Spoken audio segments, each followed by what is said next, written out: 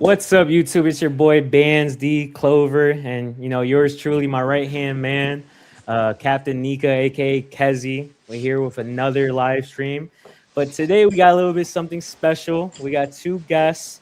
You guys probably already know from the thumbnail and the promotions that we be doing today. But it's your boy Shonen Showdown and your boy from TOPT, Seb. Today we're gonna do a lot of discussing, a lot of talking, a lot of Ace Sabo Luffy discussions. And from there, we're just gonna, kick it with you guys. I'm gonna check out the comments and we'll keep it streaming, going smooth. But nonetheless, let me just pull them up. What's up, you guys? Yo, what's going on, y'all? What's up? What's up? What's good, guys? What's good? What's good? What up, everybody? It's good. So for the people who are watching that, usually are, just tuning in for us on, I guess you could say my left, my right. It's my boy Seb right here from TOPT. You guys most likely seeing with the whole crew, with Larry and all of them, just kicking it, doing their thing, honestly, with their theories and their streamer call-ins. They're over there cooking, man. And then to below me, we got Rob from Shonen Showdown. You've probably seen his infamous videos all over social media, especially when he does his one-on-ones with, pick your characters for your crew. He be killing it with those videos. And nonetheless, we're going to just get into the discussion, man. We're just going to get into this. I mean, do you guys want to just go right into the Sabo stocks? Like, what y'all ready for that? If that's where you want to start, I'm with whatever. We started with smoke? Okay. We can. Yeah, he's starting with smoke. I didn't think he was going to start that hot. Let's go. With smoke. Okay. Okay, bet. So, Sabo, all right. I guess I'll start it off. All right. Well, first, before I even started off, tell me, how do you not see, I guess, the 1-to-1 for Ace and Sabo? If you could explain to me that. You heard, Seb? Well, so define the question a little bit more for me. Or are you saying like 1-to-1 what? What do you ask me? So I'll explain it a little bit deeper. So for me, personally, this may be my headcanon, this may be just my personal agenda, right? So from what we get from the anime, from the manga, personally for me, I feel like, I guess you could say out of pure coincidence, that the fact that Sabo, Mr. Amnesia Man, went all this time and Ace was alive, and due to some circumstances where he was being a loyal person, especially to his father, I guess you could say Whitebeard, the timing of that apparently just kicked off this domino effect that led to Sabo becoming the next one in line for his fruit, even though we've seen the whole circumstances with Dressrosa. To me personally, from just all that steering, basically what I wanted to ask you is that Sabo essentially is 1-to-1 as far as his connection, not just because he's his brother, but because he is essentially like the new, I don't want to say replacement, but new Ace in this story. You hit it on the head right there. That's the problem. That's the problem. Ain't no replacing Ace, man. And I get it. Mm-hmm. He's Luffy's brother. They have a bond. They have a connection. I get it. It's cool. It's cute. But I think the issue that I have with Sabo, and I've always had with Sabo, and Rob knows, that's your guy, so I apologize, Rob, is that he's always felt like a knockoff or replacement Ace. Mm-hmm. And I think what made Ace's story and Luffy's story and the connection so heartbreaking to me and to others was the fact that Luffy had already lost his brother.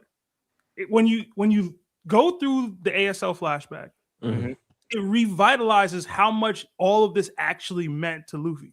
It shows you why he put all that effort into finally trying to save somebody for himself, because every other arc in One Piece to that point was a non-personal story for Luffy. It was, oh, this is my friend's family. This is my friend's kingdom. This is my friend's town and village. This was the first time it was extremely personal for Luffy to go through this ordeal, and it meant something deeper to him. And the ASL flashback reinforces he's already lost a brother. So when he's giving up decades of his lifespan to Ivankov, it's because he knows what it's like to lose a brother. He lost Sabo already. So when he loses Ace, it makes it that much more powerful to me that, like, Luffy, I saw why he got broken.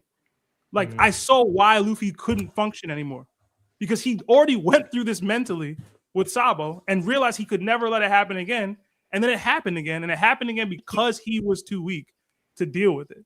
And to me, when Oda brings Sabo back, it just neuters all that. When I tell you that was my favorite storyline in all of One Piece, like that story, Marineford. That's Ace's death was literally the first chapter I read week to week, so it just had like a special place in my heart that this was happening. And then like a couple years later, now all of that trauma, all that stuff Luffy went through, he technically just had this brother the whole time anyway, and it was amnesia that was preventing him from being around and involved. So to me, I don't like Sabo because I do feel like he's just replacement Ace, and I do feel like even if their stories are trajectorily different, right? Like he's not a tragic character in the way that Ace was. He has his own story. Yes. He didn't need it this way, man. Like he didn't need to eat the devil fruit. He didn't need to. I just wish Oda handled it a little better. That's all I ask. I hold Oda to such a high standard that when he does these types of fumbles, where we got to involve amnesia and long lost brother tropes into the storyline and fake out deaths, which is my biggest Oda gripe.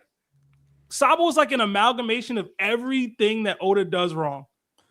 he's the walking amalgamation of the mistakes Oda makes. I'll see. I want to ask you a question. So, if my editor comes to me and I'm writing a story and he's like, "Yo, so you got to kill a character to spice it up," and I decide, okay, you know what?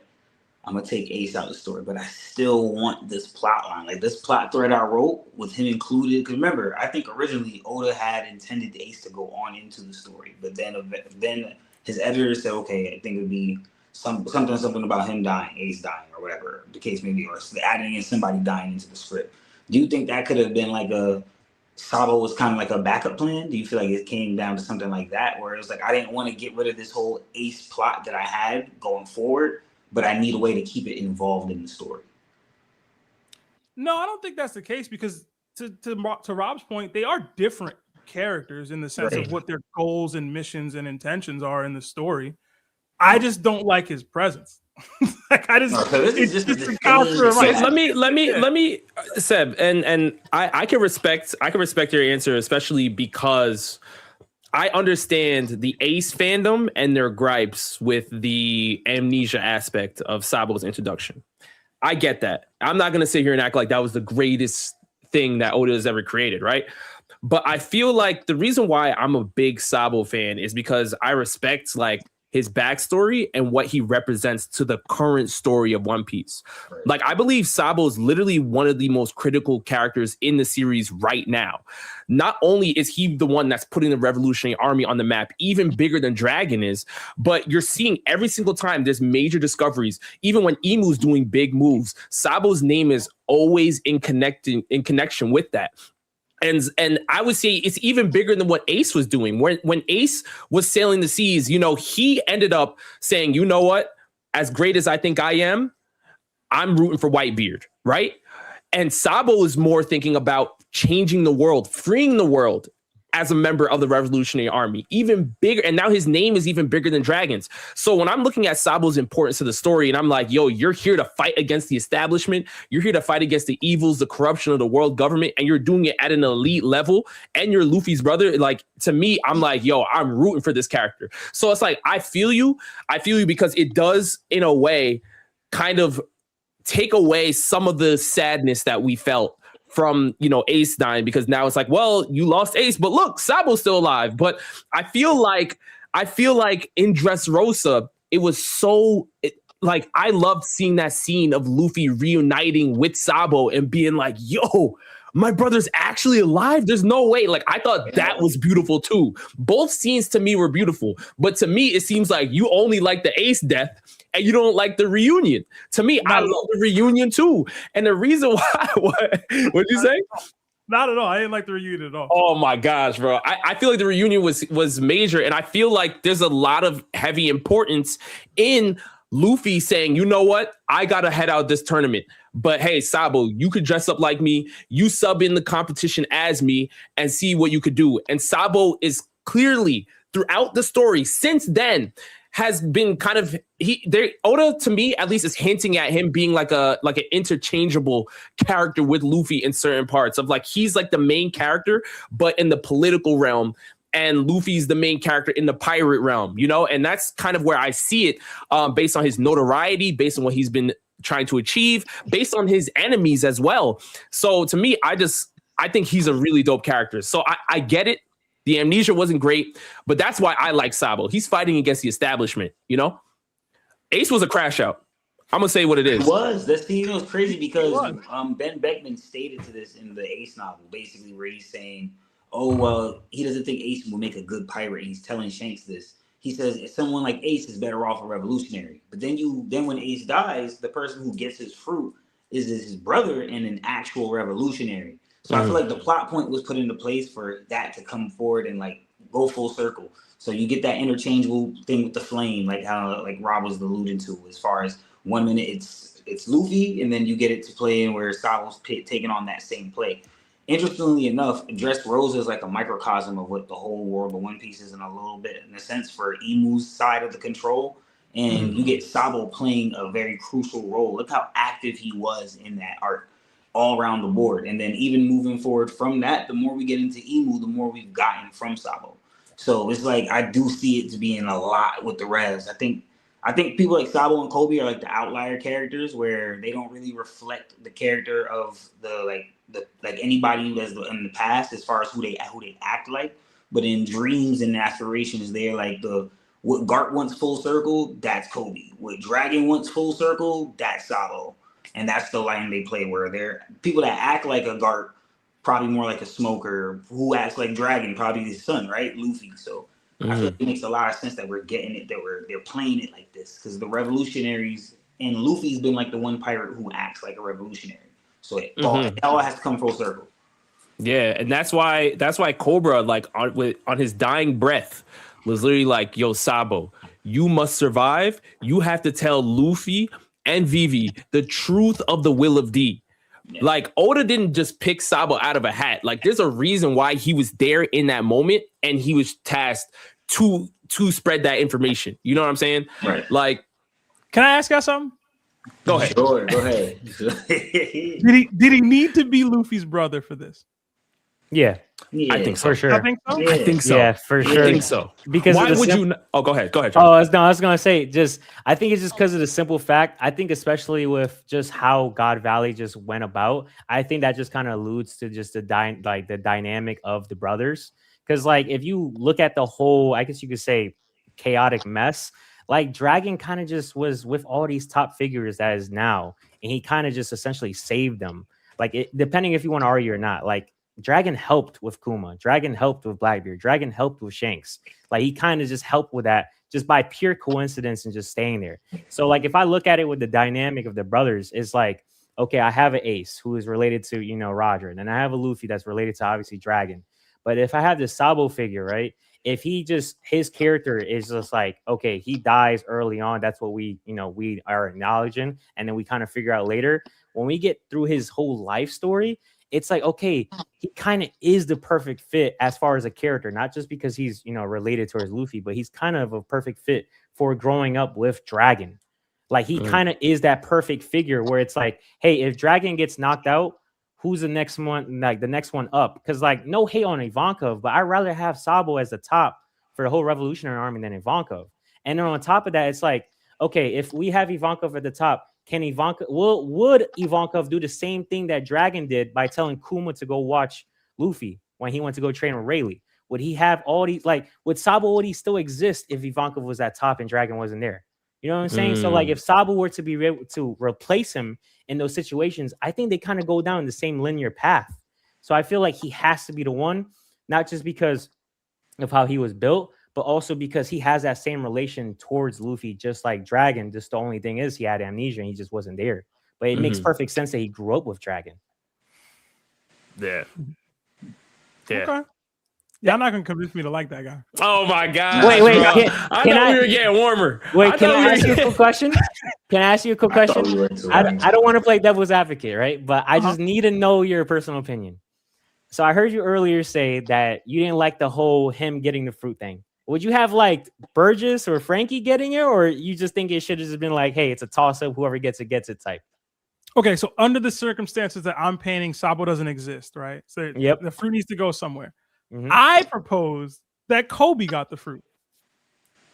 Back then. I'm not against that. I'm not against that at all. That's what I had proposed. That would have given Kobe the power up he would need to be a relevant figure beyond just the hockey that he got, and he would be like a brother to Luffy. This is before Sabo even popped back into the space here. I was like, yo, I think Kobe's coming. It was back young Seb theory crafting. You would like that. You would like that more than having Sabo reunite with Luffy? F Sabo, man. Yo, this is crazy. What? Yo, we don't even know what's going on with Sword right now. Sword is suspect. Y'all really not understanding the hate that I have for this man. Oh my gosh. This is crazy. I'm getting it. Listen, I get it.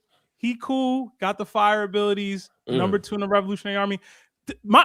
Honestly, if you just took away the fact that he's Luffy's brother, I would probably love this character. I probably would. Like, but that piece of it, I can't get over it, man. It's such a bad plot device. All of it, every bit of it. It was so poorly handled to me that it bothers me. Every time I see him, it bothers me. Like, technically, every time I love Koza, right? I really like Koza as a character. Sabo just like new age Koza from Alabasta. From the fit to the design, all of it. We could have just brought Koza in. He could have just been the number 2. Nah, he's a better Koza.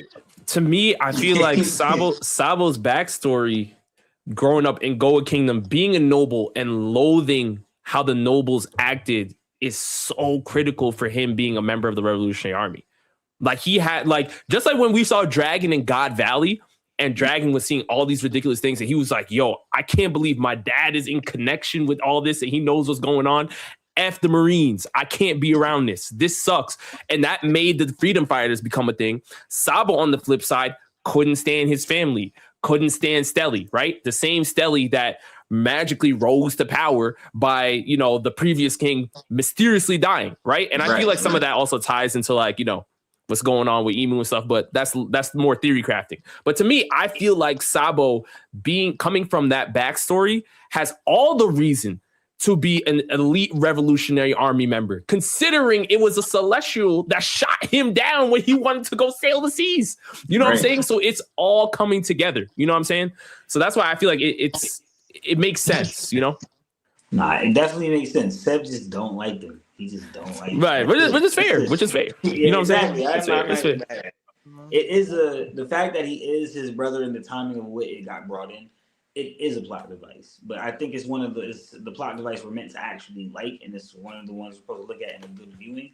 It's just a lot of people really love Ace. Ace was my favorite character before Sabo was my favorite character, so I'm always gonna get the side of the people that don't want the Sabo because it feels like he was just given to us to replace Ace. Like the timing of it and the way it was given, it's kind of hard to argue down. It's not like we knew about the flashback of the ASL for a while.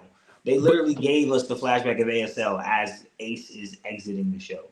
So it's like, okay, and then you get Sabo's introduction right then and there, and then fresh into the time skip, we get Sabo dealing with the same thing Ace what Luffy was dealing with in Alabasta, Luffy was dealing with all over again in Dressrosa, just a lot more kind of different with nuances because the Doflamingo, the Emu stuff.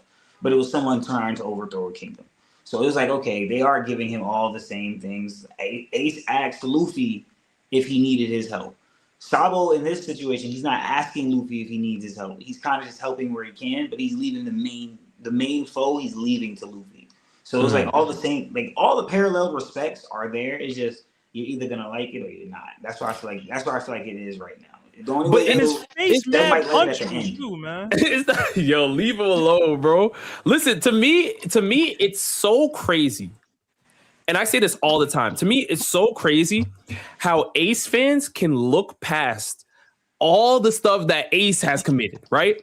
Whether it was his death, right? A lot of people say Ace died due to rage bait. That's not a false statement. That's true. That's what happened, right? Yeah, when Whitebeard said, Ace, don't go for Blackbeard. Stay here. Ace said, F you, I'm going for Blackbeard. Got caught up in the situation. Constantly, we see Ace messing up over and over. Even from a young age, Ace was crazy because he was like, well, I have to live with the pressures of my dad being Goldie Roger. So he was already on edge from the jump. Sabo you can't look at him and point to anything like that.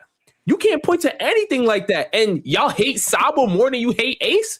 It's crazy. Rob. It's crazy to me. In Luffy's eyes, Sabo's the smarter brother. He is the smarter brother. The reason why we still love Ace is because there was repercussions for all of that stupidity. He died. The tragedy happened. You don't get to just crash out 24/7 and no consequences. He was the first person to get hit with consequences in the whole series, for real. We love that.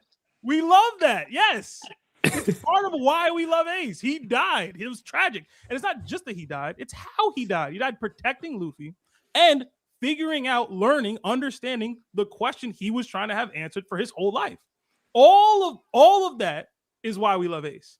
At least why I love Ace. When I first introduced Ace, I was like, oh, he cool, whatever. And then when Luffy went through all the stuff he did to save him, and then the ASL flashback, I got a real deeper understanding between his connection to Whitebeard, his connection to Roger, his insecurity about what he dealt with growing up. You mentioned Sabo's upbringing. Ace's upbringing was just, I don't want to say I connected to it more, but I felt it more. Yeah. Him trying to, that question Ace posed, is it even okay for me to be alive? Like, he was really struggling with that, and he found a place where he realized, oh, I am, it's okay for me to be alive. You learn that by living. Garp told him that. He lived his life to how he lived it, and the consequences of the actions that he took came to bear on him. Like, we don't get that in One Piece. We don't. We rarely get people who actually have to deal with the consequences of their actions like this in finality, like Ace. So, yeah, man. Yes, all the stupidity, all the crash outs, all the things that Ace did, the chickens came home to roost, bro. And I loved it. And it was shocking because at the time it just wasn't happening. But I fully thought Ace was surviving. Fully. I feel like, though, I don't know how. I guess maybe it's just due to like how he's doing it, just like in the linear way. But I feel like this going forward now, like even after Elbaf, like regardless of what happens, if it's like world building, I just feel like at the end, Sabo will have probably more of a. I don't want to bet on it, like put all my money on it, but like ultimately, probably Sabo's going to do something more important or probably bigger as far as the viewer than what Ace did in Marineford.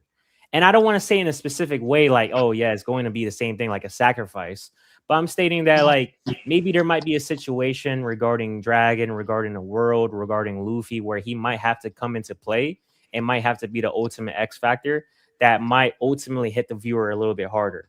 Because this is the only reason why I'm saying this, right? Because I love Ace. I named my dog after Ace. I love Ace, right? Like, when I saw him cry, because I was like anime first before manga, I literally cried for like 2 days watching that.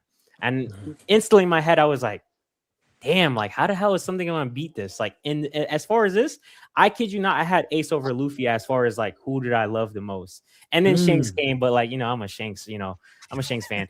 But anyways, me too. So Sabo, for me, I just feel like regardless of what he's attached to or tied to, how I view it is like, one side of the scope or the one side of the scale is like, okay, all of this from the beginning of Luffy pre-time skip when he's literally growing and maturing, I think he needed Ace's death to mature.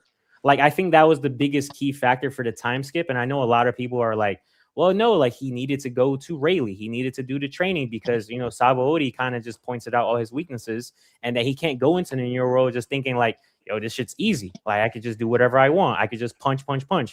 But I feel like Ace's death was just kind of more of a, not just a sentimental value, but more of like, hey, I need to wake up. Just like what Zoro did when they went to Punk Hazard. He's like, yo, wake up. We got to really lock in. And so now I feel like this latter half of it going into this final war, it's more of like, okay, Luffy's ready. Now let's go do the big boy stuff. And now that big brother, Sabo, he's going to help him accomplish potentially the ultimate dream. Regardless if it's the One Piece, regardless if it's his personal dream, regardless if it's bringing Emu, I feel like that alone itself will probably speak more volumes because it's like, I don't know how you guys are going to feel about it, but if Sabo is like the key to beating Emu or the key to helping get the One Piece, I feel like that would hold a little bit more of a moment in your heart than, I guess, Ace's death. That's how I'm looking at it personally. Cook. I'm just saying. Seb. Cook. Nah. Damn. I was looking at Seth's face the whole time. I was like, yeah, he's not sold at all. You not moved. Nah, 10 Damn, toes, bro. Listen, 10 toes down in this no hate. love. Everything you said was cool, but again, I think you mentioned it, right? Yeah. Luffy needed Ace's death to realize he was too weak. Like that's the Mhm. first time in the series. You go back and read the entire first half of One Piece, the first 500 something chapters. Luffy never questions whether he'll be the Pirate King ever at any point. I'm gonna do this. I'm gonna find a way. Even losing to Lucci, losing to Crocodile didn't matter. He's going to win. He's going to be the Pirate King. Marineford as a whole, and Ace's death specifically, was the first time Luffy was like, "Yo, I'm no Pirate King. I'm weak. I'm nothing. I'm an ant in comparison to what I saw out there." And the realization came to him because, again, he was too weak, and Ace had to sacrifice his life for him. So, I don't even expect. Listen, y'all putting Sabo even a higher pedestals than I thought y'all were. Y'all expect him to match that? Yeah, That type of impact? I haven't Not even even just on Luffy, for the world of One Piece as well as the manga itself. Because again, if you go look at the sales numbers, that was when One Piece peaked as far as popularity, sales, breaking all the records. All of that was then. Y'all have very lofty goals for Sabo. If you think he's gonna replicate Ace's death in Marineford. Seb, let me tell you something, right? Oda has been on the record stating that, if y'all like Marineford, wait until y'all see the final war. Wait until y'all see the final war. The final war is gonna make Marineford look like a tea party, bro. Look something light, bro. So I'm telling you that when we saw the final 12 panel, Sabo will be there. That's all we need to know. Sabo is going to be in the mix, and I feel like based on a lot of the other stuff that we're seeing, with all the stuff kind of lining up, where it's like wherever Luffy goes up, you got to see it. Whether it's notoriety, power scaling, whatever. Whenever Luffy goes up, Sabo's been going up right next to him, constantly going up together. Oda's not doing that by mistake. He's not. So I'm telling you, in the final war, watch, you'll come around, bro. I mean, just off a little power scale trick, real quick. Just bear with me, guys. But you see all this flame activity we got going on in One Piece currently. All the black flame, other flame. It's all flame upscale. I wasn't even gonna go there, Cassie. I wasn't even gonna go there because I was like, I don't know if Seth can handle that. I was like, this might be going too crazy, but. Hey, man. The way the One Piece fandom treats swords with Mihawk and Mihawk upscale, I treat fire with Sabo. That's just me. I'm not gonna lie to you. I do that completely. And Sanji. Yes. I'll say this. I don't particularly scale Sabo crazy high, but I do feel like people undersell his strength consistently in the community. I do think that's the case. I can admit a guy's strong. I don't gotta like him just because he's strong. That's but we'll take that. I want to stress one thing too while we here talking about the strength of Sabo. As far as we get from any besides Loki, before Loki, when it comes to new gen characters being put on the scale of current gen, old gen, one of the closest people there, if not looking at Luffy as the protagonist, the next person up on that scale would be Sabo. There's a reason why he got to Dressrosa. He's taking on a 10 Titanic captain.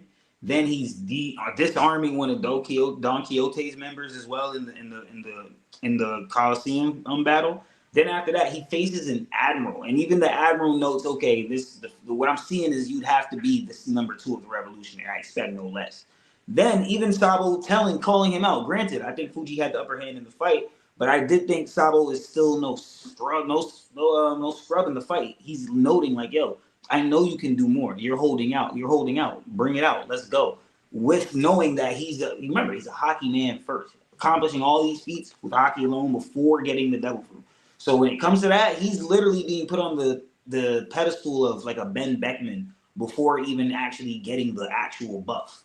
So by the time getting the buff, when Oda says he's training now every day, and he's remembering things. Something he noted, like, Oda always does this thing with memories.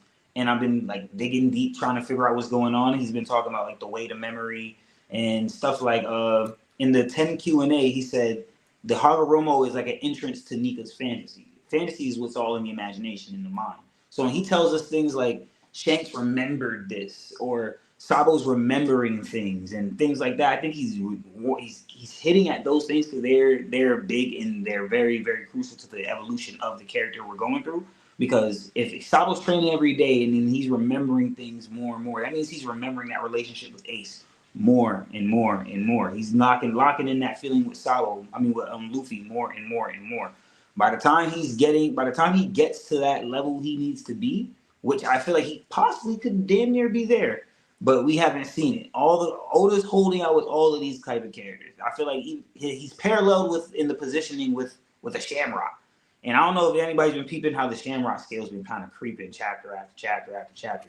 But we got to start taking Sabo a little more seriously. That's all I'm saying. We got to start taking these characters a little more seriously. Mm-hmm. But, yeah. Well, before anybody goes, I do want to start reading these chats because there is some super chats in here. Also, prior to that, I just want to make sure everybody, please leave a like on the video or the live stream so far. Please subscribe, not only just to us, but please subscribe to Shonen Showdown. Please subscribe to TOPT and show some love to Seb and Rob, man. Please. I appreciate them showing up. We're going to keep on going, but I just wanted to make that, known because, I want the love to be spread everywhere. Let's go with this one. I think this is actually a question for all of us. I want to say. From Draco Slayer, he says, shout out to my guy, Captain Nika with the Strawhat podcast, Seb and the boss man, Rob. Question, Ratataskar versus Aokiji, and what diff? Oh, this is a question about that ice. I already know. I'm going Aokiji, man. I'm going Aokiji. Me too. I'm with Seb, bro. We ain't show the Logias. God Valley, all that, we ain't show no Logia fruit.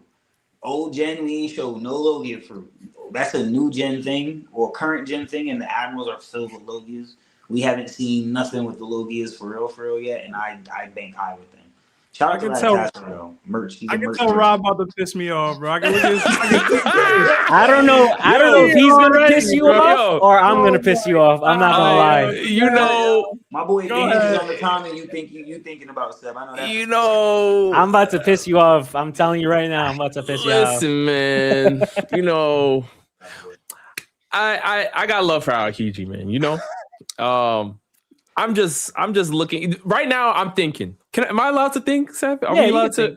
I have to talk through the process, because we have to remember the level of hockey that we're seeing from Ragnar or Ratatoskar is ridiculous. I mean, you have to have some elite level hockey to not only deal a lethal blow to Harold, but then also deal some damage to Imu, right? We have to start understanding what we're talking about. Now, granted, we still have to understand, all right, how much of this is Loki putting his hockey into the attack, and then also how much is coming from Ragnar itself. Right now, we don't have the answer to that question. But the way Loki is looking right now, this squirrel is a giant, all right? Just the mere size difference. If the squirrel, you just drop the squirrel by itself, it's still going to be way bigger than Aokiji alone off that. And then you're talking about hockey on top of that. The hockey that even ancient giants with great hockey could not take Ragnar. They could not do it. As much as I respect Aokiji, I'm looking at it saying, I don't know if Aokiji has ever faced an opponent with hockey like this. I don't know. And I'm looking, and yes, we talk about Akainu as well. Akainu's in that conversation too. With hockey, with Loki, and what we're seeing right now. Loki right now is the only character that we've seen send Imu, transform, by the way. Imu blasting him back to the tree. All right, this is great. This has to be one of the greatest feats ever. You know what I'm saying? Granted, I still think Imu is still top 100%. He's not, he's warming up. Shanks. But still, with that, I love Shanks, but Emu's Emu. You know what I'm saying? But we'll talk. We'll get to Shanks. But all I'm saying is, I get it. Y'all love the Admirals. Everybody loves the Admirals. I get it. They have more screen time. But we have to understand where we are right now. One Piece, the scaling is going like this. It's exponential. It's shooting up right now. Where we are at Elbaf. Wait, so you're factoring in Loki with this question? He said Ragnar. Well, but again, we don't. But Kenzie, we don't know. We don't know how much of this power that we're seeing is strictly just Loki, or how much of it is Ragnar, augmenting Loki's abilities. Okay. So right now, it's kind of on the we're kind of holding off. But we do know that Loki was the only person that had the power and the the nod from Ragnar to be wielded by him. You know what I'm saying? So I feel like, yeah, go ahead. I got a question, because Nika just basically highlighted what I was thinking. Like you're giving him a lot of Loki plus feats here. Yeah. When I think of Ratatoskr, I'm thinking of the one that swung on Loki and broke his hammer. Yeah, that's what I'm thinking. That's where I'm at. That version of him. Yeah, Ben said Ragnar versus Aokiji. So I'm thinking the Ragnar Herald couldn't beat without the Domi. Hold on. That's my actual question. Hold on. That's my actual question. Do y'all think Herald ever went out to actually get the hammer? Because the Herald we saw, I don't think he's striving for the hammer like that. Maybe the Herald from when he was like 15. But like the Herald we saw after he met Ida, like would he have been out here like, oh, let me go beat this, like go get the hammer and dominate? I don't know if he's doing that. Let me give my quick take on this too, because I feel like for me, the way Herald said it, or the way the story was told to us from Jarul or whatever, it sounded like Herald was a king that heard rumors of other kings that he had respect for, and like even strength-wise, probably thought these kings were probably stronger than him. So he's hearing that he's hearing that they couldn't beat Ratatoskr, Ragnar. So he personally never actually tried for it. But then after he was so confident in the Emu, the getting the covenant, he was so confident in that he just like, yo, it's not a question. You know that legend that everybody talking about? It's up for that. Like I could go get that now. That's how confident he felt. I don't think he ever actually was like, yo, you know what? Before I go out to sea, I'm gonna go box with Ratatoskr real quick and try. I don't think Herald's temperament that we see in that flashback, none of it tells me he would have even went for that after he met Ida. Like that's just not the personality he had. But once Emu was able to inflict different thoughts or change his thoughts, like, oh yeah, that hammer, yeah, let me go get that. Like it was never a thing, and like the dude was never on Elbaf. Like when was he even trying for the hammer? Yeah, we saw him with Ida meeting him too. He was fairly young, so she shifted his mindset from a young age, and from what Loki's telling us, he didn't live nowhere near to his like actual prime as a giant. So we didn't get to see that. So his life was cut short. So I personally don't think he had the ambitions to be like the utmost all powerful king of Elbaf. So he never went after the hammer.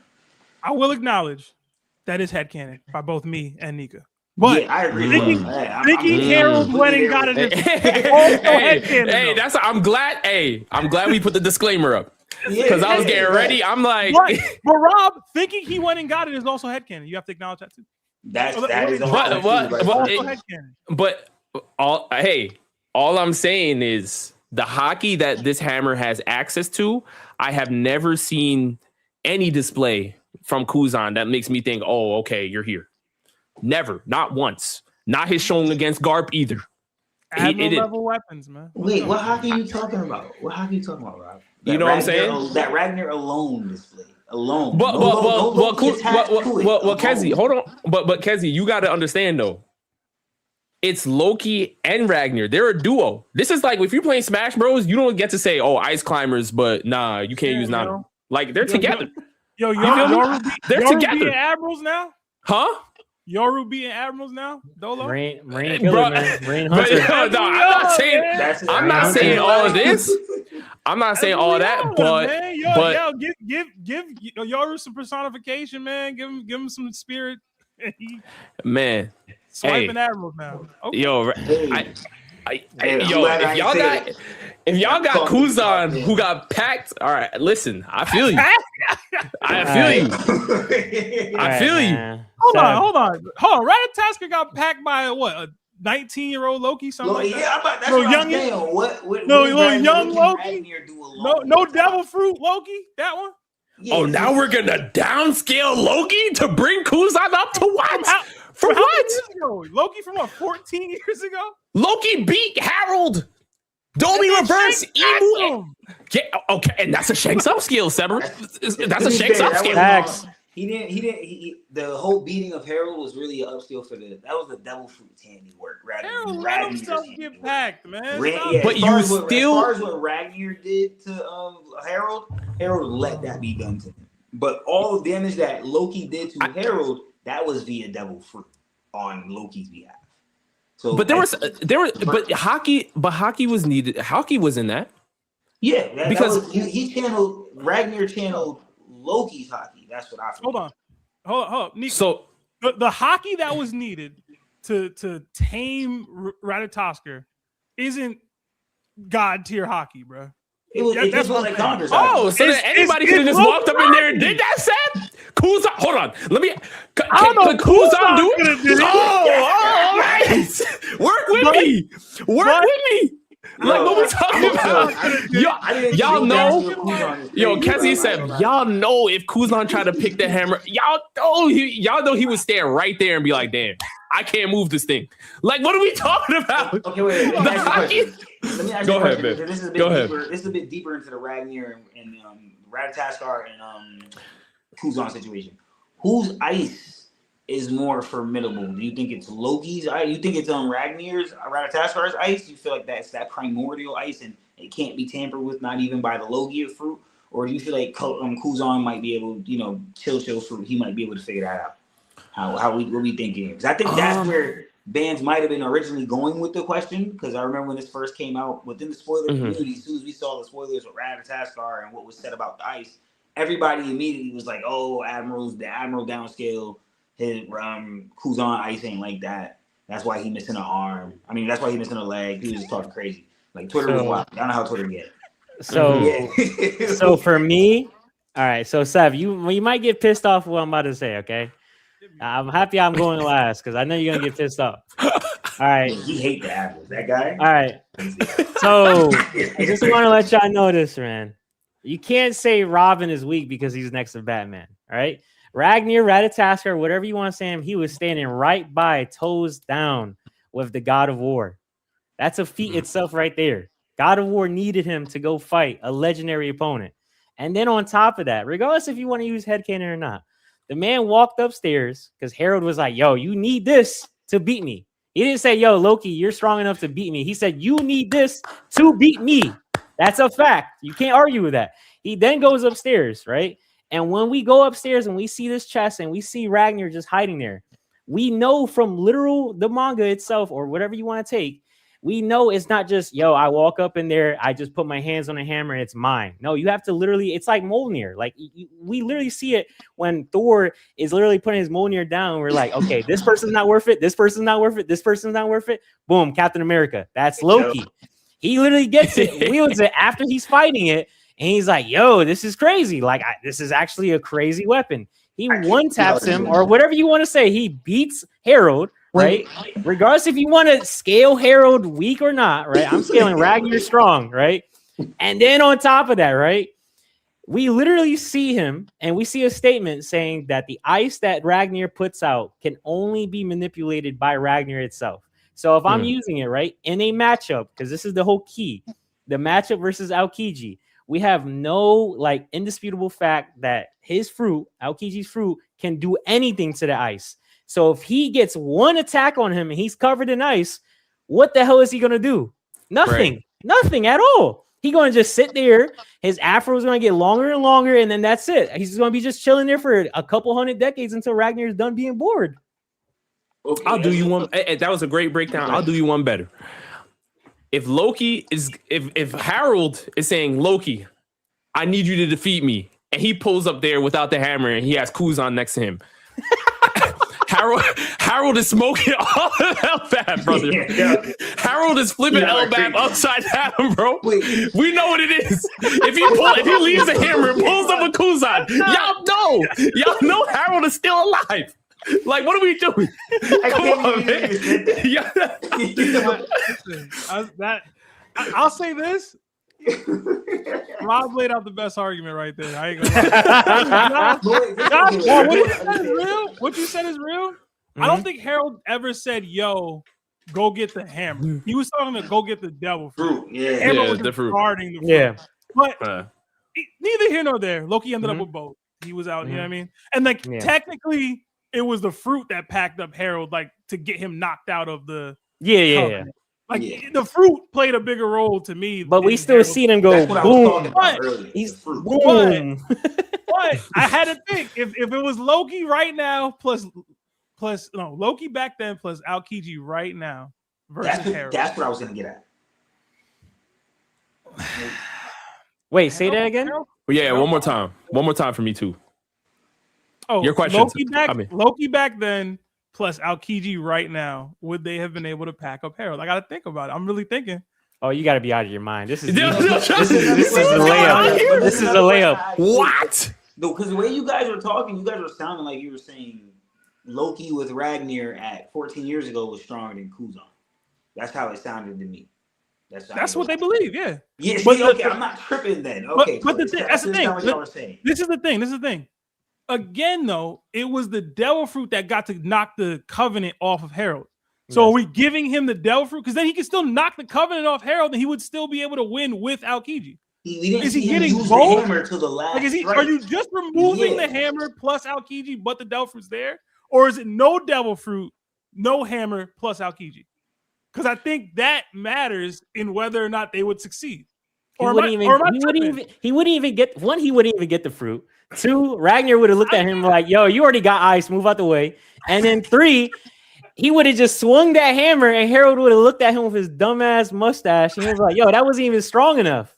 He would have been looking at him like, yo, put some hockey into this. Yo, this is crazy. This is crazy. Hold on. Garp at 99 is putting Kuzan in the dirt. This is crazy. Facts. This is crazy. Y'all, come on. Y'all know, don't be reverse Harold, bro. He wasn't dummy reverse. He was Covenant. Or Covenant, but that still comes with that comes with a stronger Harold, and you want to put Kuzan in the mix with that? Wait, Seb, isn't Kuzan the same guy, regardless if you want to take anime or not? Isn't he the same guy that said, yo, we had to use everybody to take down Garp? And they couldn't do it. And Garp is 103. He's mentally nerfed, but he's nerfed. What are you doing? Now we saying nerfs. Hold on, Kessie. Harold was conflicted too. We literally get Kuzan mid-fighting Garp telling, like, he's literally holding back, like, yo, I'm worried about you, big homie. Like, he's literally telling him that mid-fight. He's not trying to keep What do you think Loki was doing with Harold? I'm worried about you. Yeah. Garp was the one that had to keep going and letting him know, don't wait. Wait. I don't think Kuzan was at full capacity in that fight. Because for one, it's home field advantage, and he did the punk hazard, he can't do the Hachinosu. So off rip, he's not even at full capacity. Hey, why do we keep talking like we don't know this? You guys are supposed to be professionals. No, Kessie. No. We know what you're talking about. I'm trying to get you to understand who you're putting Kuzan in conversations with. This is the issue that we're having, right? Because we're talking about Harold again, who Seb said it was the Covenant, right? With the Covenant, he's still getting a little power boost on top of that. So all I'm saying is you take the same age Loki, which you guys said was how old? What, 19? Was that how old Loki was at that time? Or 14? Or 14. You take that same Loki, you remove, you could say devil fruit or no devil fruit, whatever. As long as he doesn't have the hammer, you give him Kuzan, Harold is still alive today. Y'all know what it is. So all I'm saying is when we look at what Kuzan has been able to do when we look at what current Kuzan, because you were talking about current Kuzan, what Kuzan has been able to do today, that he's been not been able to stop Garp with the help of the Blackbeard pirates. Remember, they jumped him.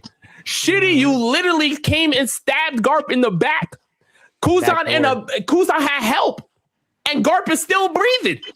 Y'all can't tell me Y'all can't tell me he's. Hey, hold up. Before we, I said, don't act like that man wasn't going through Again, the y'all motions, giving Ratatoskr a lot of the credit for what the devil fruit did, man. Yeah, that's Oh my God. See, y'all downscaling Elbat's most. Y'all are downscaling Elbat's biggest weapon for what? But he only used the hammer for one attack, and that one attack he used the hammer for, Harold said, like, Harold let his guard down and said, "Yo, go ahead, off me." So there was nothing to really tear exactly what we saw from the hammer in that moment. But the devil fruit was a different conversation. Devil fruit was savage for Loki. That's just all I'm saying. There's also arguments to how the devil fruits would coalesce with one another in the first place, or combat one another in the first place. But I don't. It's magical ice at this point, right? We don't know what's gonna do what. So all right. So let me get to the next question. All right, go ahead. I really hope Usopp gets Ragnar, man. So y'all can really see how strong Ragnar is. But anyways, nonetheless, so we got from Sheila. Shout out to Sheila. She says, Seb, hypothetically, if Ace was still alive, out of Sabo and Ace, who do you think is more fit to fight the world government and liberate the world? If Luffy dies, who is better fit to be the I can't even say this word. Yeah, Deuterogonus.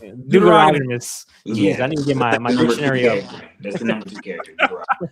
Okay. Hypothetically, if Ace was still alive, I actually have a Ace piece that I've been crafting for like 4 years now, where he ends up becoming a Yonko and has his own pirate crew filled with a lot of dignitaries that we know from Luffy's travels, which is very interesting. That includes Yamato, Law, Kid, Killer, a few other people, Weevil.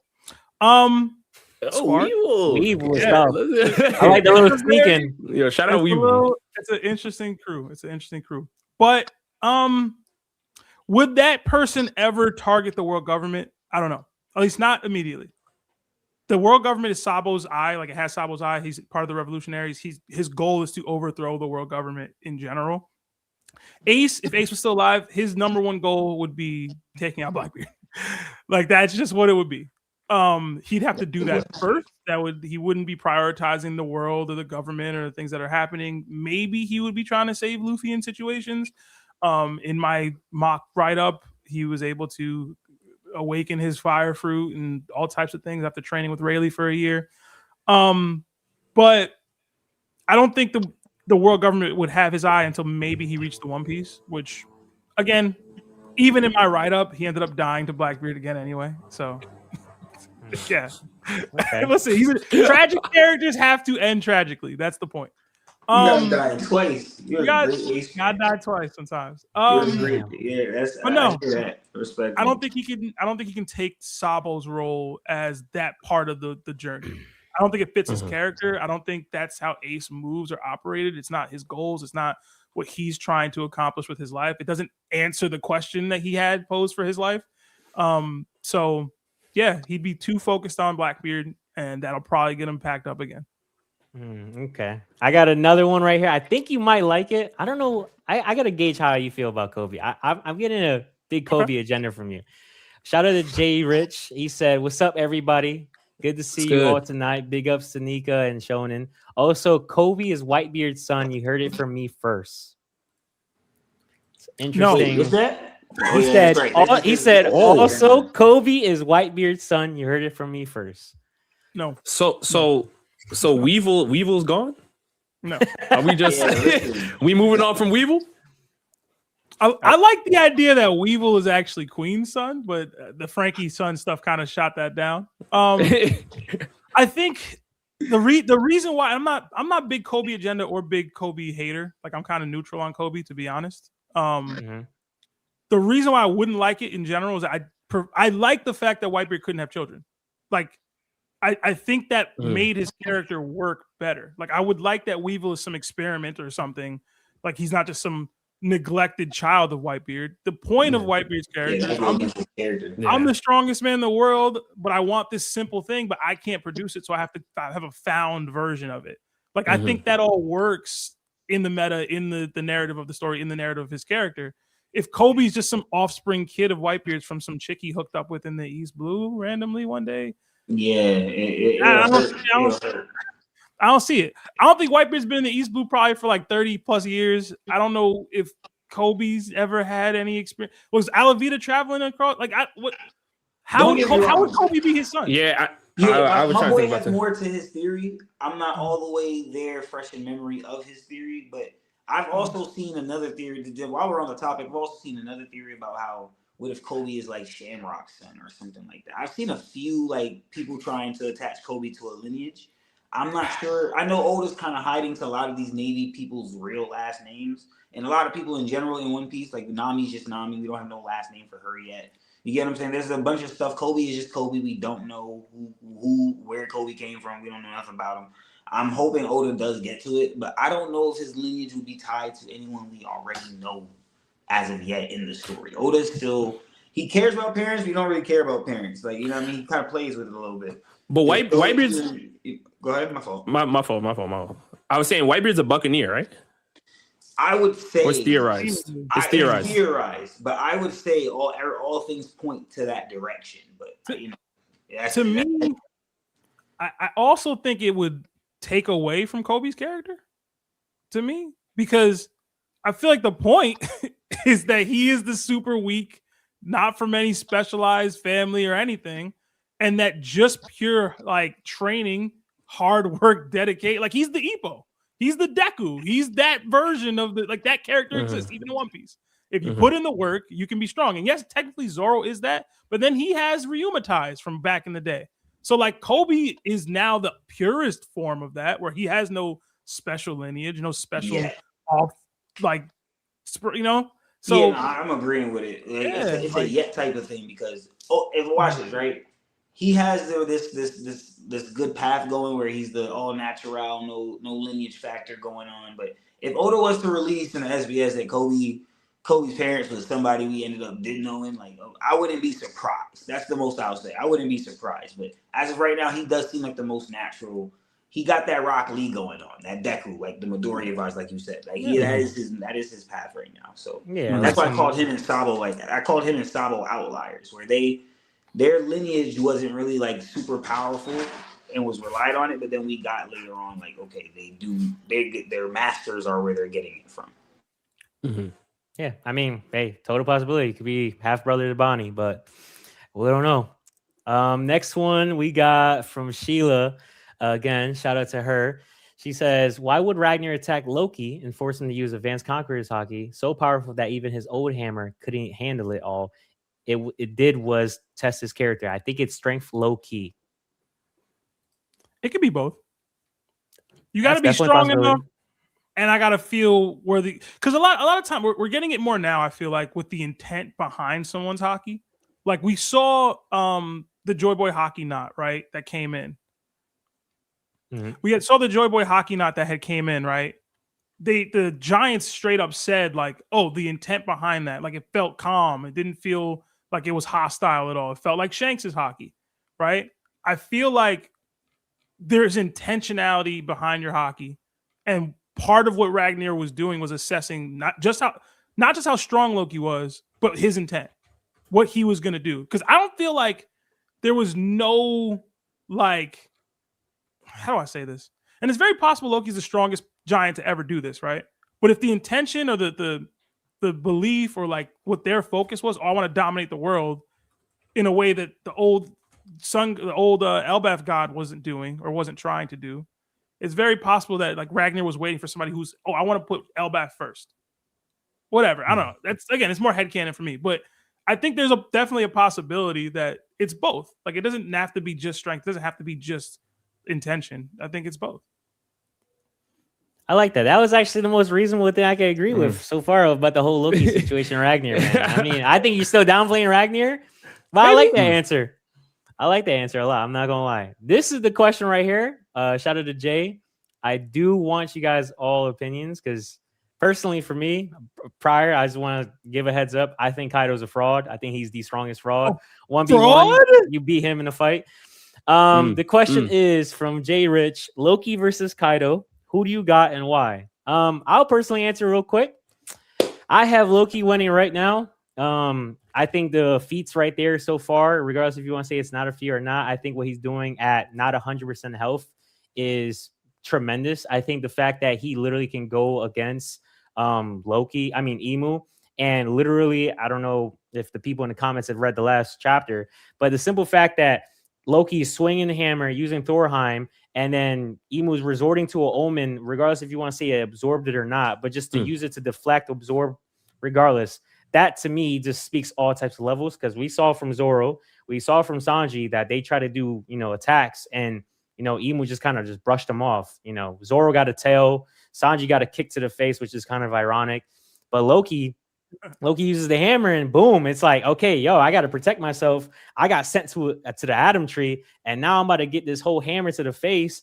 I got to really protect myself. So to me, that just speaks levels, on top of the fact that regardless if you want to say this is an L or not, it's only been top hitters that's been going after him. Like, you could say he got jumped by Shanks if you want to make that argument. It's still Shanks. You want to say Shamrock, cooked him with the other Holy Knights, regardless if that's the case or not.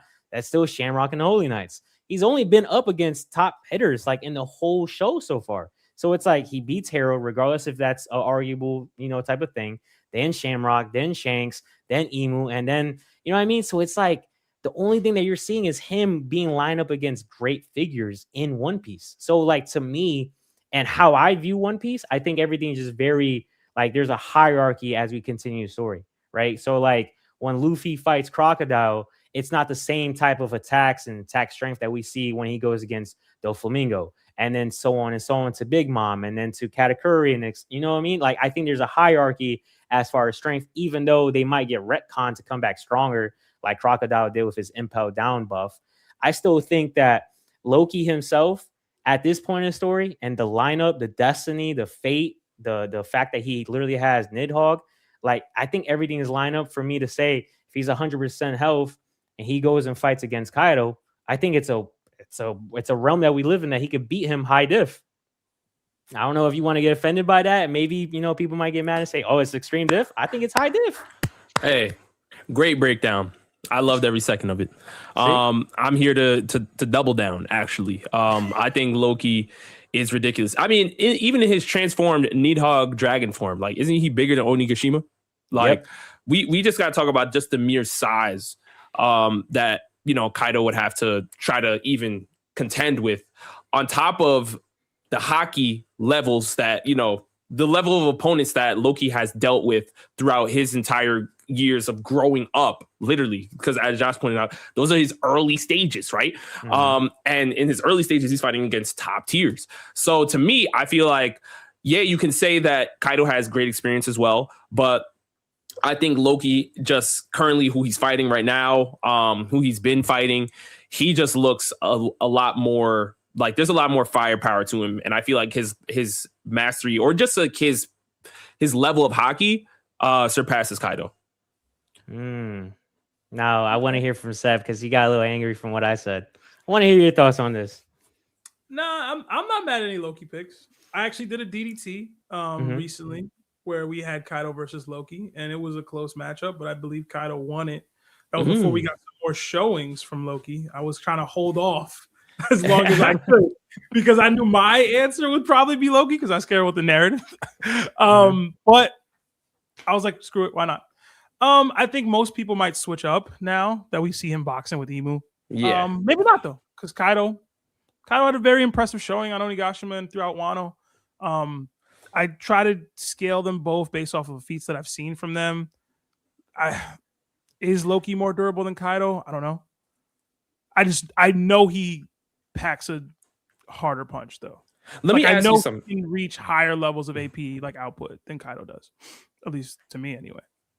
What's up, Rob? So do you think Emu transforming when he goes to Elbath to fight everybody, do you think that is Emu respecting the power level of Nika and Nidhogg, or that's more so Emu just respecting what he knows about them from the past, right? Do you see that as like a sign of like, wow, I need to transform for Loki because Nidhogg's here or something like that because he's super powerful? Or do you see it as the other way? It's just it's more respect in name rather than the power, because Emu didn't transform for rocks. You know what I'm saying? And I would take rocks right now. Like rocks at pre-Domi Reverse, whatever, I would take a rocks over what I've seen from Kaido. You know what I'm saying? So to me, you know, I mean, he's spinning. That's a good question. Like, how do you see that? I gotta think about what you just said. Give me some time there. But I would say the way that Emu is moving, he's trying to fight the past and the present at the same time, right? So it's like, I'm seeing all this stuff moving in a direction that I don't like, and I'm going to take action to prevent it. So I don't think it matters to, like, how do I say this? It's more so the realization that he can make a change and stop it than it is for Loki specifically or Luffy specifically. Yes, they are like triggering him, but I don't think he's like, yo, you know what? Nika specifically, I need to use this form to defeat him. Needhog specifically, I need to defeat for him. Like when you think about it, when he looked back, he looked at more than just his memories of Nika and Nidhogg. He was thinking of all the stuff that's happened over the past like 40 something years and was like, you know what? It's getting too crazy now. I need to do something. So if it was more focused specifically on those two figures to him that he seemingly knows and interacted with and has memories of, granted, Oda's not going to show us the ancient kingdom in the Void Century too quickly, etc. But to me, like it's like a balance. To answer the question, I got Loki extreme diff. I'm still keeping it extreme. But a couple more chapters it might be high. couple more chapters. Couple more chapters it might be high. Kaido did a lot. And I want to acknowledge how much he did while he was also carrying Onigashima. Like people don't factor that in. Like I'm fighting 19 people and 7 of them have Conqueror's Haki, and well, maybe not 7, but a few of them have Conqueror's Haki, and I've killed 3 of them already. Like it's just like a lot that he was dealing with while holding up an island that is like the size of Loki or more or whatever. Yeah. Well, you know, Big Mom was there. You know what I'm saying? Yeah, help. She was a detriment. Oh my god. Yo, respect Big Mom, man. For the most part, bro. You had to worry about Big Mom, man. her lifespan go away, crash out. But no, I do have Loki extreme diff. I'm really curious to see if Kaido could survive the attack Loki did on Herald Slash. Like I think he can survive it, but like if he went in his the magma dragon form, Imperial Dragon, up against that, would Loki swing through it? Would he cross back? You know, technically Loki jumping people with his Admiral level hammer. So I think if Harold died, Kaido's done. Yeah, but again, Harold allowed himself to die. Of course. Well, he allowed himself, but he Kaido was also Kaido will presumably be blocking with Haki. And you know what I mean? Yeah. Well, I mean, Harold you still needed a big attack because even though Harold did not have his guard up, he still was like, Loki, you need to get that fruit because that's the only way you're gonna have the power to stop me. Even with no guard up, it still is I'm Harold. My power is ridiculous, you know? The other part is Thorheim has Haki attached to it, right? Like Conqueror's Haki is being attached? Or I would have, I think so. Because that's the other part. Like Kaido, if you're not using advanced Conqueror's Haki, most of the attacks don't do much damage to him. He can be hurt, but without advanced Conqueror's Haki, he's going to be like, okay, that hurt for a time, and now I'm just going to get up and do my thing. So Loki has access to advanced Conqueror's Haki. Most people would agree to that. Some people deny that. I don't do that. But hey, man, Shanks still beat him, right? So, right, and Shanks is in who's top 5? He's beatable. Kaido's. Okay. Kaido's. But I'm just saying the man is beatable. They talk about Loki like he's unbeatable right now. I don't like that. No, I don't think he's unbeatable, but he's moving up very, very fast. The only thing that kind of there's only one character right now that makes me hold off from like putting Loki way up in the sky where most people have him. Even though I have him high up in my rankings, like I'm still kind of like the way Shamrock was talking to you. I gotta see what does that really entail, because it could just be that Shamrock is lying, right? But the way Shamrock was talking to him, he was like, if we take the chains off of you right now, it won't change a thing. I'll still destroy you. You know what I'm saying? And then when I'm looking at it and seeing that, you know, Shanks captured Loki, I'm like, I see that as a Shanks upscale, but then I'm also looking at his brother saying, hey, this might be a Shamrock upscale too. You know what I mean? Shamrock could be over Shanks. Is that what you're saying? No. I'm not saying Shamrock could be over Shanks. What I'm saying, because Shanks is the one who captured Loki in the first place. Yeah. But I'm saying Shamrock being relative to Shanks is not a crazy statement. Like, and it's looking like more and more based on the way he was talking to Loki that like Shamrock is basically going to be Shanks level. Like they're going to be somewhere around the same tier. Yeah, relevant. I would love for Shamrock to be Shanks level. I'm not going to give him that stamp off of talking big shit to dude who was chained up. I'm not going to give him that. I ain't giving him that. Which is fair. It's fair. Yeah, it's fair. It's fair. I just looked at it. I'm like, yo, if you're saying that to Loki, like, do you know how powerful he is? And do you think you're really that much stronger than he is? Like, or, you know, and I'm like, all right, I got to kind of hold off just because I'm like, if Shanks was able to capture Loki, I can't look at his brother and be like, yeah, you have no shot. There has to be, it's like maybe, and that's your twin. Right? They're twins, right? So I'm like, hey, this. I don't know, man. It's a possibility. Fight, man. One hit harder, one faster. You know what I'm saying? Yeah. Well, let me just read one more, and then we could get back into because I have a personal question I do want to ask you guys just for my agenda. Let's read this. Oh no! Wait, I think he froze. Should we? Yeah, I can see it. I can see it. I think he froze, I froze real quick. You guys okay. Yeah, you're good. You're good now. You're good now. So she said, any thoughts on why the hat is kept frozen, not in a safe but a freezer? You go over there, Seb. You can hear me, right? Yeah. Okay, perfect. So personally, for me, I don't want to go too much in like theory piece. So I have like long, crazy, winded theories. So personally, for me, I think the origin, I guess you could say, for that hat specifically, I still think it's tied to Joy Boy. I go down the path of, there's certain context clues for me to think this. Since we have a statement from Emu saying Elbaf is D, I do think that there is a origin story that ties Joy Boy to Elbaf. I don't know if that entitles him to being a former giant. I mean, you could allude to that because the assumption is that the hat is a humongous hat. I have no problem with that.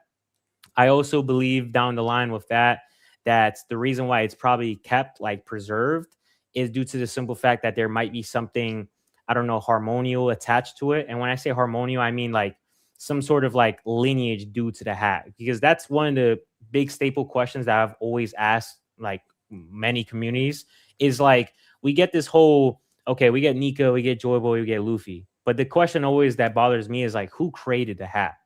Because I feel like to me, that's some sort of relevancy to this whole thing. Because, Shanks giving it to Luffy the same way Shanks received it from Roger. It's like, okay, what is the meaning behind this hat? It can't just be a hat that just kind of just signals or symbolizes, okay, this is the next one in line. I don't think it's like that. It may be a cursor for that. I do think that that hat is specifically one that was Joy Boy's. So I think due to the simple fact that it was frozen, that leads me to believe that whoever was next after Joy Boy probably was the one to, I don't want to say forge, but create the next hat in line that will then get passed on to Roger, to a Shanks, to a Luffy. And I think that's the reason why Emu keeps it, maybe as like a memento, just to like symbolize like, hey, me and the 20 Kingdoms, we backdoored Joy Boy. I got the hat. This is mine. This is like my trophy, like, how people hunt deers. And I think that's the case. And I think as far as like, are we going to ever see it again? Like as far as relevancy, I think that hat to me, I don't know how you guys feel. I think it's only going to be brought back up just for a flashback for Joy Boy. I'm not going to lie to you. I think the next time we see the hat is going to be, boom, cue Joy Boy's flashback. I don't know how you guys feel about it, but that's how I feel. I mean, that's interesting. I never thought too much about why it's not in the freezer, really. But one thing I always notice about Emu is Emu makes it clear that his biggest mission is recreating the undying energy source of the ancient kingdom, which is why, the mother flame is constantly being brought back up every time we see Emu. It's always protect the mother flame. He's telling the elder 5 stars, protect the mother flame when you're an egghead. constantly. The whole Sabo thing, Mother Flames coming up again and again and again. It could just be a scenario where that hat can't be thawed unless it's using that undying energy source, which is the Mother Flame, or, you know, whatever was talked about in the Harley text. It could be that as well. And that's maybe why Emu was searching for or trying to have this flame be recreated. Because whatever the Ancient Kingdom was using, it's not available. And Vegapunk is very close to creating it. So it could just be that, you know, which is why they have York on their team now. That's the only thing I could really think of. But okay. So I've also very rarely thought deep into like the hat being in the freezer or what that could entail. My mind did race as you guys were just talking and theory crafting just now, or highlighting your thoughts, Josh. That what if Ratatasker froze the hat? And it's can only be unfrozen, whether Ratatasker does it, or if the Mother Flame unfreezes it. What any of that actually means or entails, I don't know. I've seen people have theories about it being a saucer, it being the link to the One Piece. If you wear it, you gain eternal knowledge. I don't know. I've never really gotten that deep, but my theory is that it's just Joy Boy's hat. And that, like you said, Emu probably just has it as like a reminder, like, hey, I defeated this dude. Like it's in his trophy case. But why it's frozen? What the Mother Fame's potential connection? I don't know. I don't have much. Yeah. I don't. Okay, that's interesting. We got some more questions, but we can answer them later because I wanted to ask. So I've been, I don't know, probably past like 2-3 weeks, maybe, I guess you could say, the timeline. But I've been having some discussions, some talks and stuff like that as far as just theories.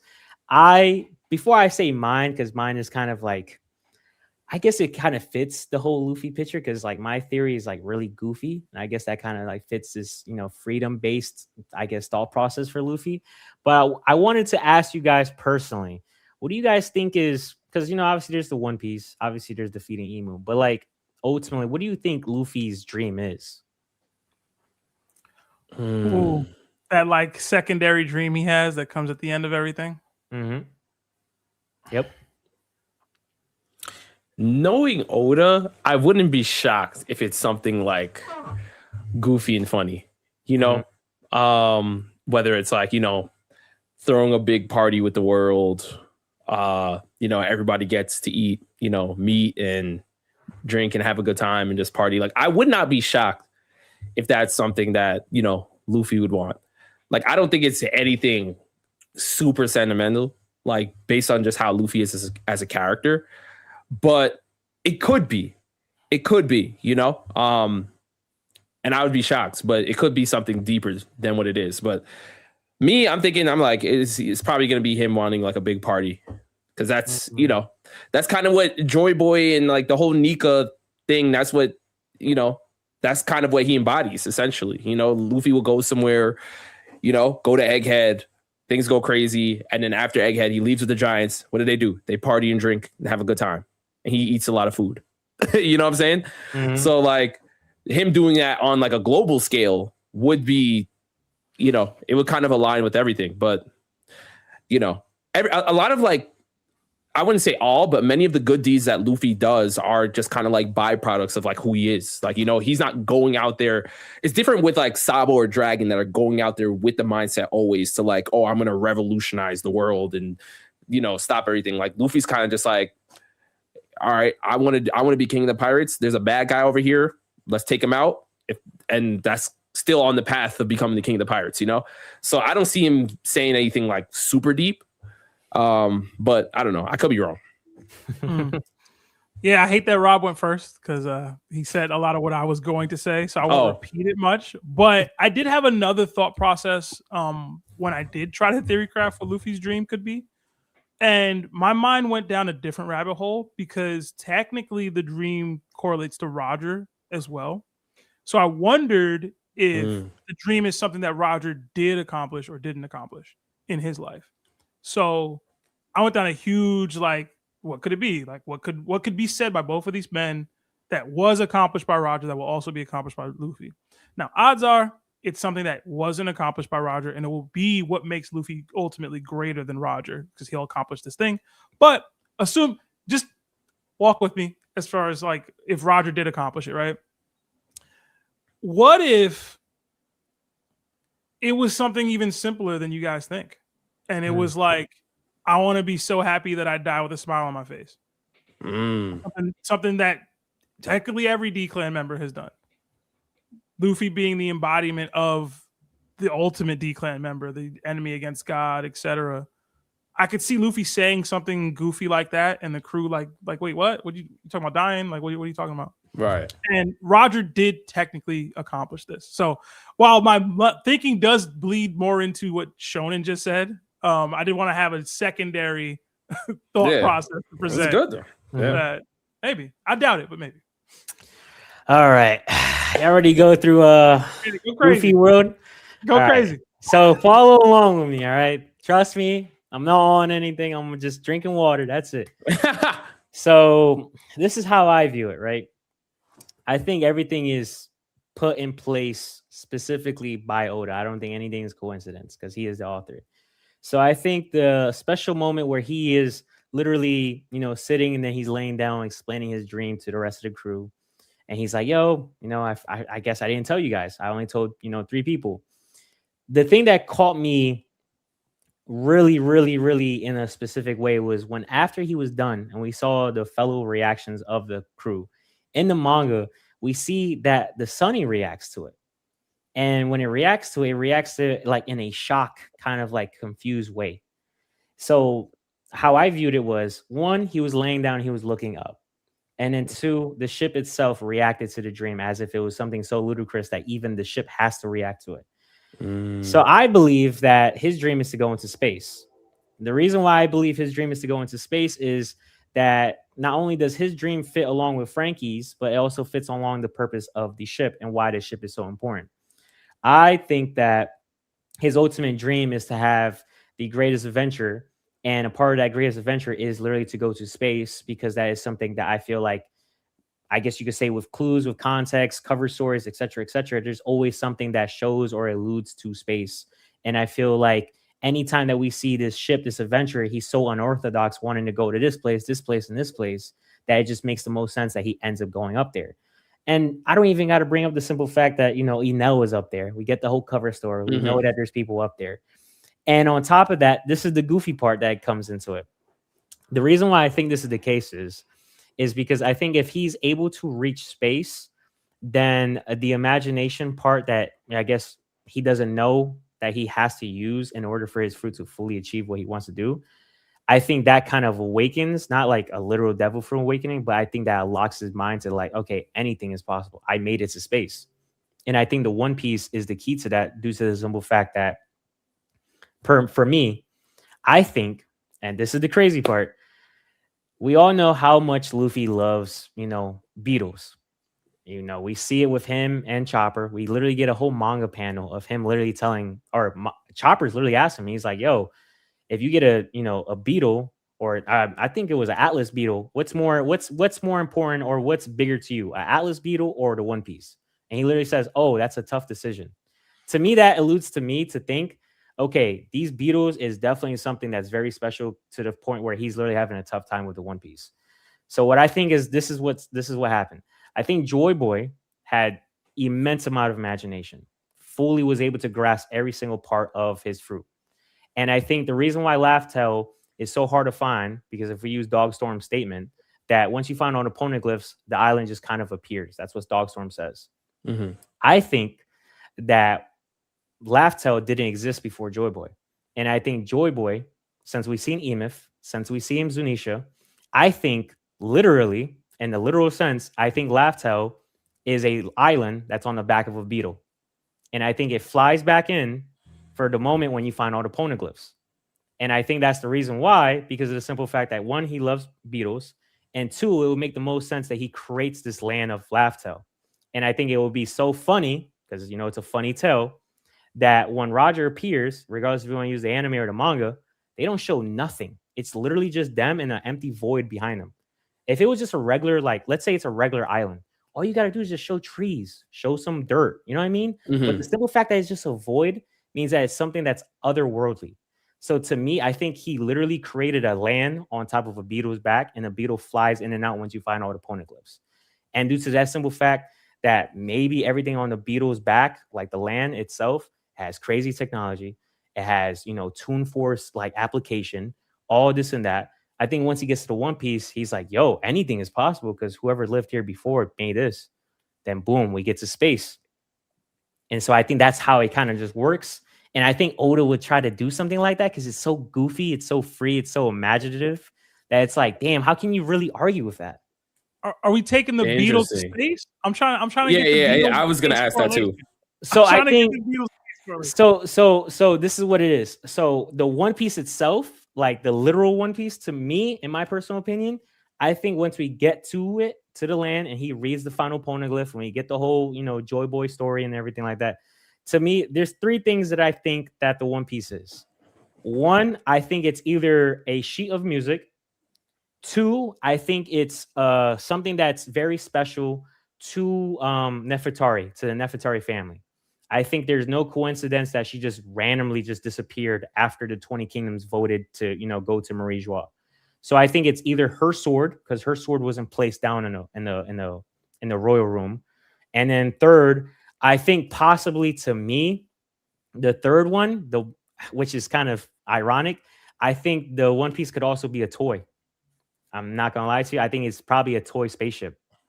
I think that's the one that I kind of want to go to the most. And I think that itself would just encompass every single thing, especially about Luffy. And I think he would kind of just like put two and two together and like, oh, damn, like a spaceship. I want to go to space too. You know what I mean? This is like a child's dream. You know what I mean? I'm pretty sure anybody, regardless of what color you are, there's always been a moment where anyone as a kid is like, damn, I want to go to space. Damn, I want to be an astronaut. I think that just kind of encompasses it all through Luffy. And I think that just kind of just shifts him towards the way like, okay, Frankie, I know your dream was to get us to the One Piece, to get us to the last island. Now we got to go to space. And then from there, scratch all the Pluton blueprints. Let's make a spaceship. And we know he could do that because on the moon with Enel, there's a literal spaceship up there. So there's got to be some crazy tech using a mother flame, using Frankie. Maybe Frankie himself turns into a spaceship. You know what I mean? And we just fly up there and we just get up to the moon. And then boom, dream accomplished. That's what I think. I mean, let me go ahead, Seb. Go ahead.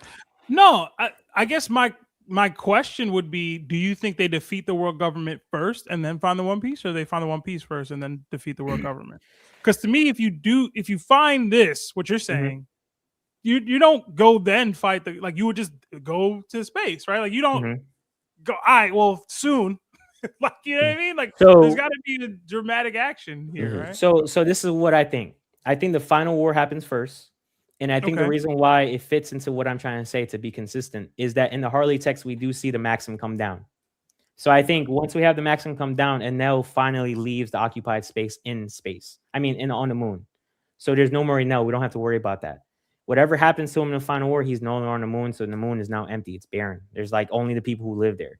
And I think what happens in the final war, I think ultimately, Emu gets defeated, regardless of by who. It's most likely going to be Luffy. I think Blackbeard then backdoors Emu and then gets Emu's abilities, powers, the Devil's Fruit.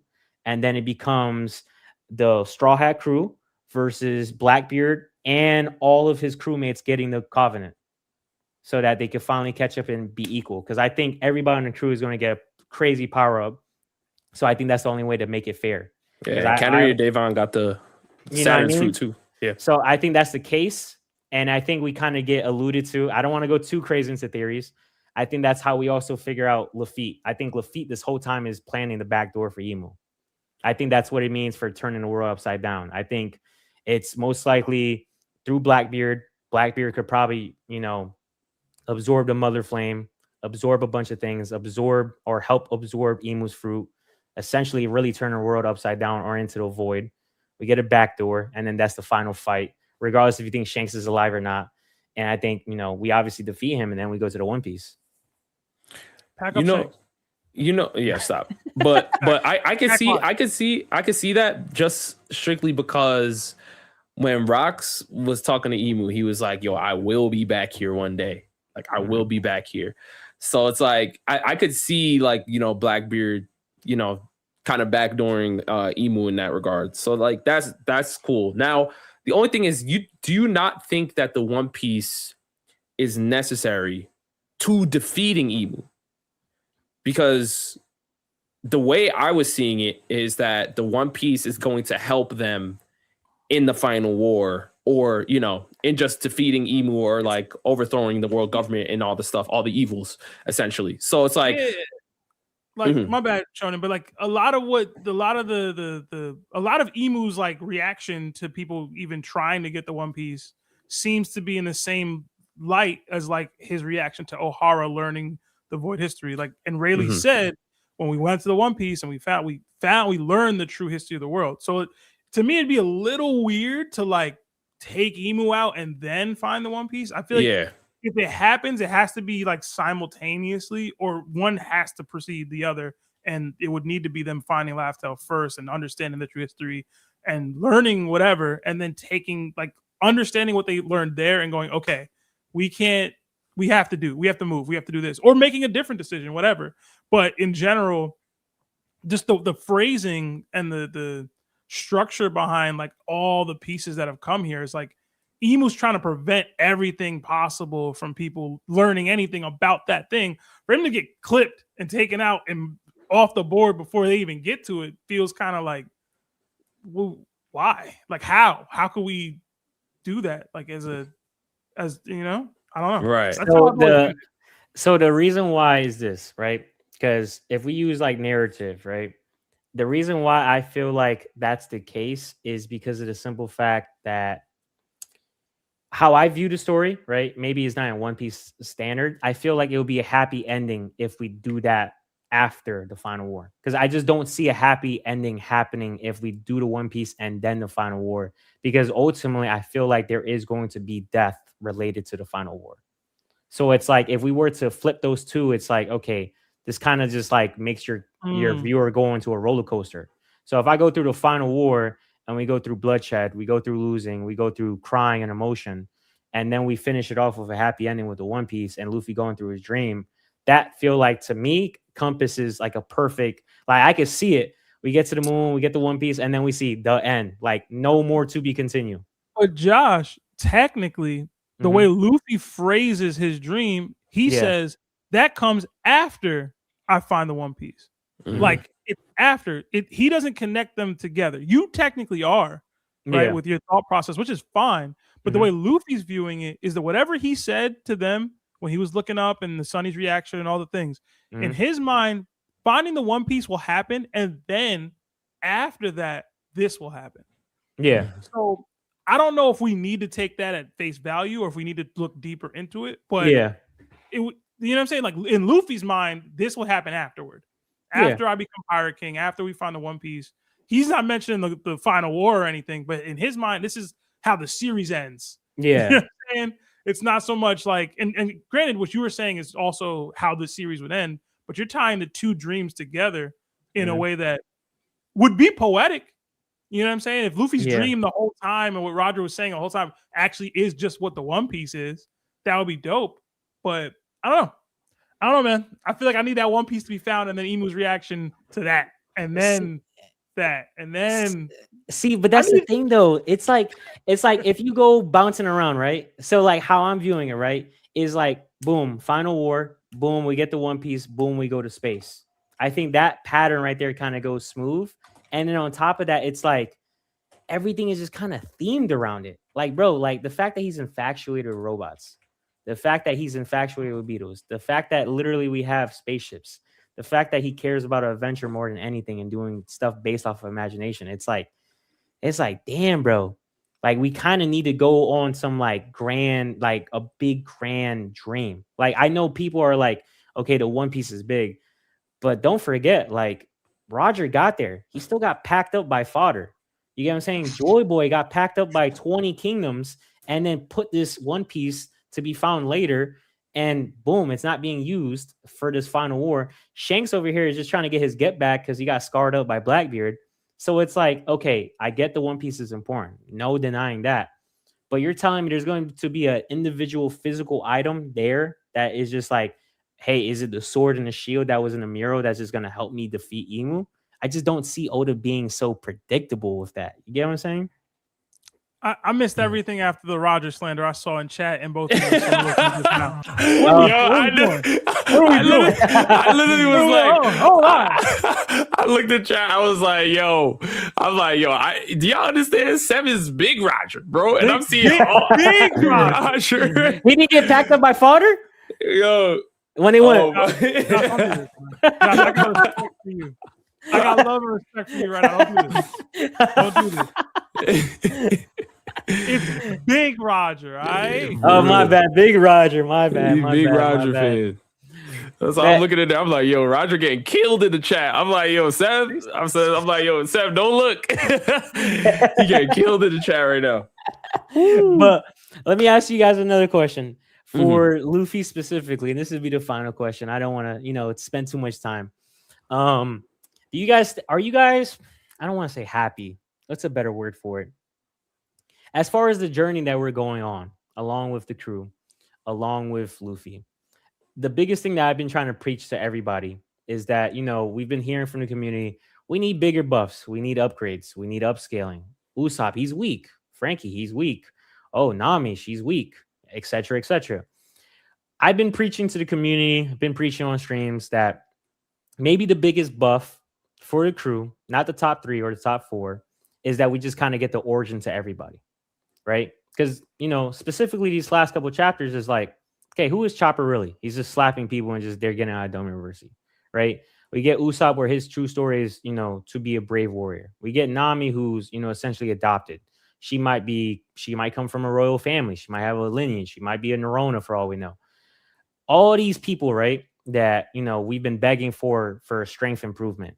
Do you guys believe, and you guys can answer it, once after another, do you guys believe that when it comes to, I guess, Final War, at the stakes that we are at right now, alluding to that, and how the crew is standing up right now, do you believe from bottom to top, everybody drastically needs to be at I don't want to say the same level in relevancy to the top 3, but how much stronger do we need as for the bottom crew to be in order for, I guess, the community to be, okay, we're finally here, we can compete?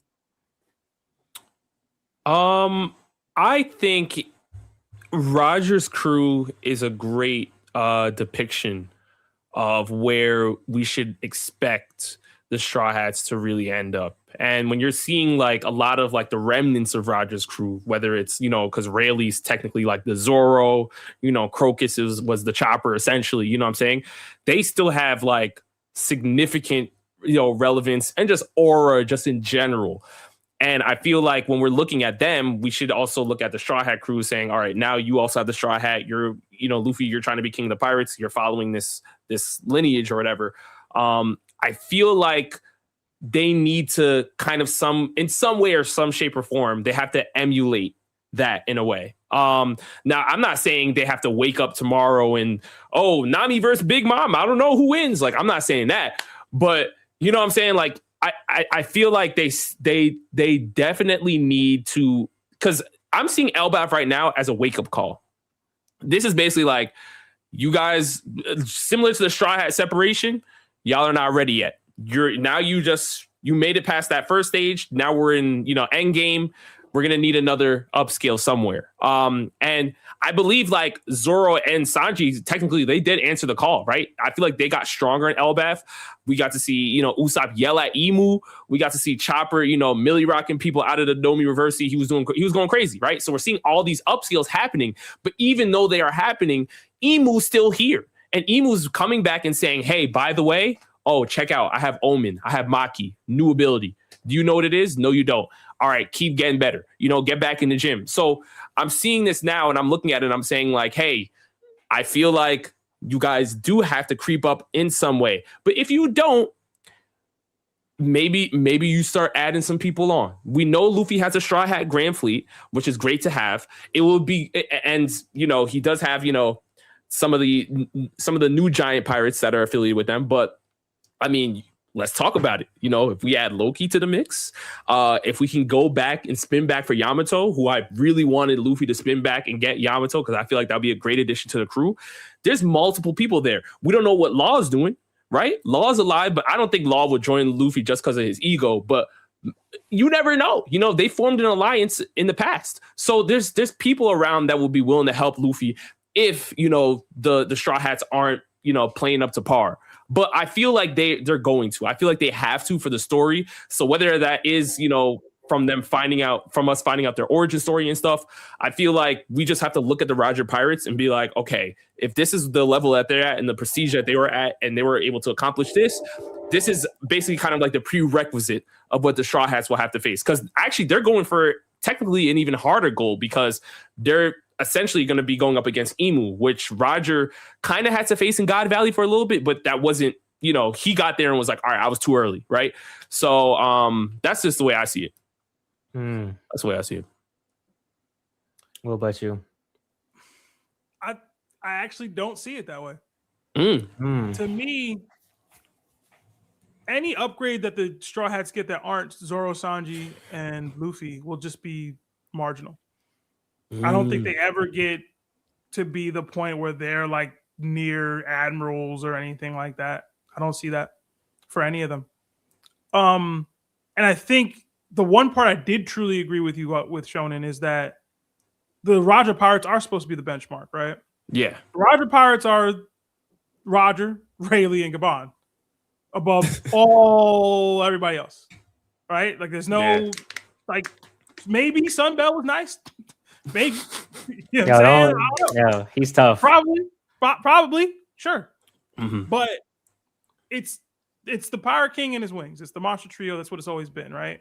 They're going to need to take, and they're the ones taking the L's right now. Look at Zoro and Sanji right now. They're seeing the top. They're going to take those L's. But like Usopp might get stronger. He'll never be like top tier.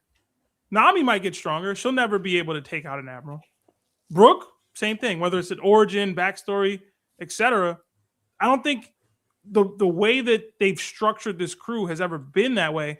And I think it works because if everybody's getting stronger in a way that's too similar to one another, or is able to fight in a way that's too similar to one another, it takes away how interesting or integral like their fighting styles all are. Because when Nami's fighting, there's going to be lightning involved. When Usopp's fighting, there's going to be the pop greens and the sniping is going to be involved. When Chopper's fighting, Brain Point needs to make a comeback. Goddamn. Like, I don't know what he's doing without using it or why, but they're just so different from one another. And if hockey's the main focal point of how people tend to get stronger, you mentioned their origin or backstories. As you can probably tell, I don't care for that. I don't really like nepotism piece. I would hate it if Nami is out of nowhere just this important queen, princess of a kingdom. I think it worked with Sanji because there was more foreshadowing and build up to it. But like if we're doing that for each of the characters, like it'll probably work with Brook too. Just because, again, Brook had a whole life before we got here, before we pulled up on him. He had a whole build up to that. I don't think we got real build up to anyone else in the crew. With Chopper, I'm still trying to figure out what that's about, but that'll probably be Devil Fruit specifically focused. And like, we just don't know what that Devil Fruit actually is. Would I like the change in the Devil Fruit? Probably not. But I don't think Chopper is going to become a situation where we can trust him to defeat, like, I was going to say a Holy Knight, but honestly, maybe Holy Knights are kind of trash, low-key. Like, they're strong in the sense that, like, they have this quirk about them, but they kind of not great, right? Like, Sommers is whatever. I think that's about as far as the Straw Hats will get. Like, the non-Monster Trio Straw Hats is Holy Knights. And it'll be in the vein that it kind of always has been, where my unique skill set will allow me to win this fight in some quirky way. How do I say this? The bottom Straw Hats, right? From like Frankie down, they essentially allow for Oda to still play with the pre-time skip bag where matchups can matter. And it's not just, yo, this guy's hockey is strong enough to win this fight and he wins because of it. Nami, Robin even, Frankie, Usopp, Brook, Chopper, etc. It allows for Oda to play in that space that I still think he would like to play in. So I don't ever envision them getting strong enough to really, really compete. And again, if the Roger Pirates are any sort of benchmark or template, it was Roger, it was Rayleigh, it was Gabon. Those are the big three. That's just kind of how it functioned. And again, look at the people getting truly embarrassed now who will recognize they need to be stronger. The Wings, probably Luffy, right? So, I don't know. Major upgrades for Sanji, Zoro, Luffy. Probably only marginal upgrades for the others. They'll just figure out ways to win the fights or be impactful. Like Sanji said, you do what I can't do, I'll do what you can't do. Or whatever he said to Usopp specifically in Eni's lobby. I think Oda still wants that. He still wants them to be viewed in that way. So maybe I'm tripping, but if Nami starts whipping out hockey-coated Zeus cannons, like I'm gonna be like, all right. Well, the thing is, it's just not One Piece. No, but I feel you said. But the thing is they are technically involved in something that's bigger than what the Roger Pirates had to face in their era. And so that was the other piece you brought up, adding people to the crew. Hell no. I am so no. Hell no. Yeah, I'm the biggest Straw Hat gatekeeper. Keep Law out of here. Keep Yamato out of here. Loki too damn strong himself. Keep him out of here. What about Vivi? Cool. She's in that realm of not that strong. Cool. I was a Carrot supporter for her to be next Knocker because I didn't think Carrot was that strong. I like the idea of a lookout.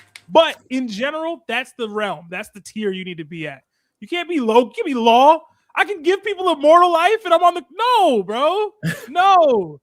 Loki out here boxing with Imu Dolo. No, he can't be on the crew. But Law's crew's done. He has nowhere to go unless he joins a cross guild. It's really just him and Beppo. Nah, he's gonna go. He's gonna go save Kid because he's at the bottom of the ocean right now with Mary.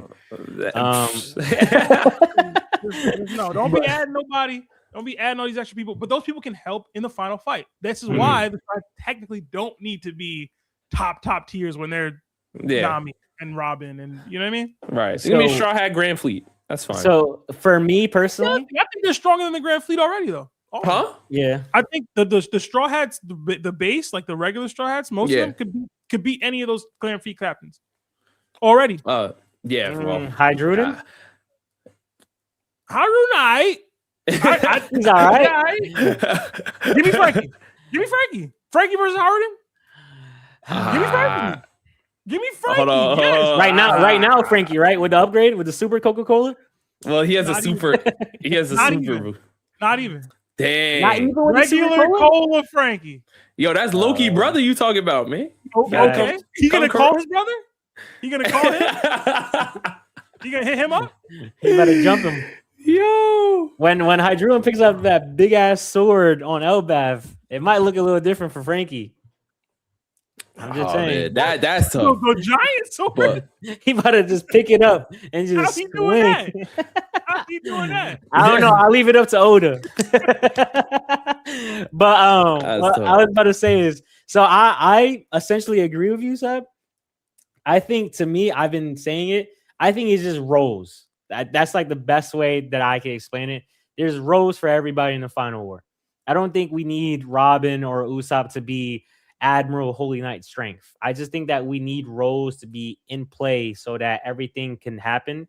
And like, you know, we're pulling quotes out the book. Like when we see Chopper and Zoro talking in Alabasta, and he's like essentially speaking about how they work together. They're not essentially doing everything like at the same time, but everybody does their own things in unison to overall help the objective.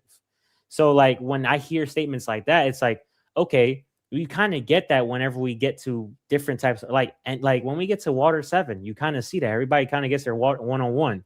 We go to, I don't know, Dressrosa, we go to Wano, like everybody kind of has a role. Like Chopper, like albeit like if he doesn't go rage mode and, you know, hits Queen, like I'm fine with him just finding a cure for everybody there and just curing them. Like I'm not going to sit there and be like, damn, I needed Chopper to beat someone for me to be, you know, content. Like, no, that was fine for me. That's his role. He's a doctor. I can't really ask much for him.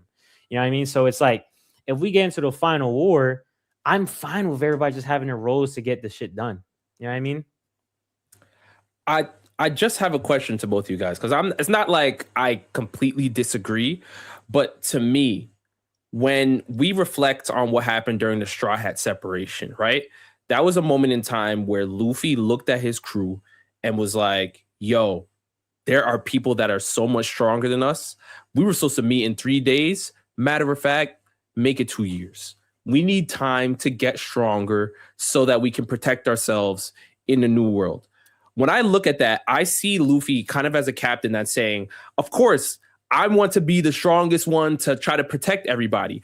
But as we go up in the world, there are going to be people that are so powerful that I won't be able to, put a shield on Usopp or Nami or something like that. Like, you guys need to at least be able to protect yourselves.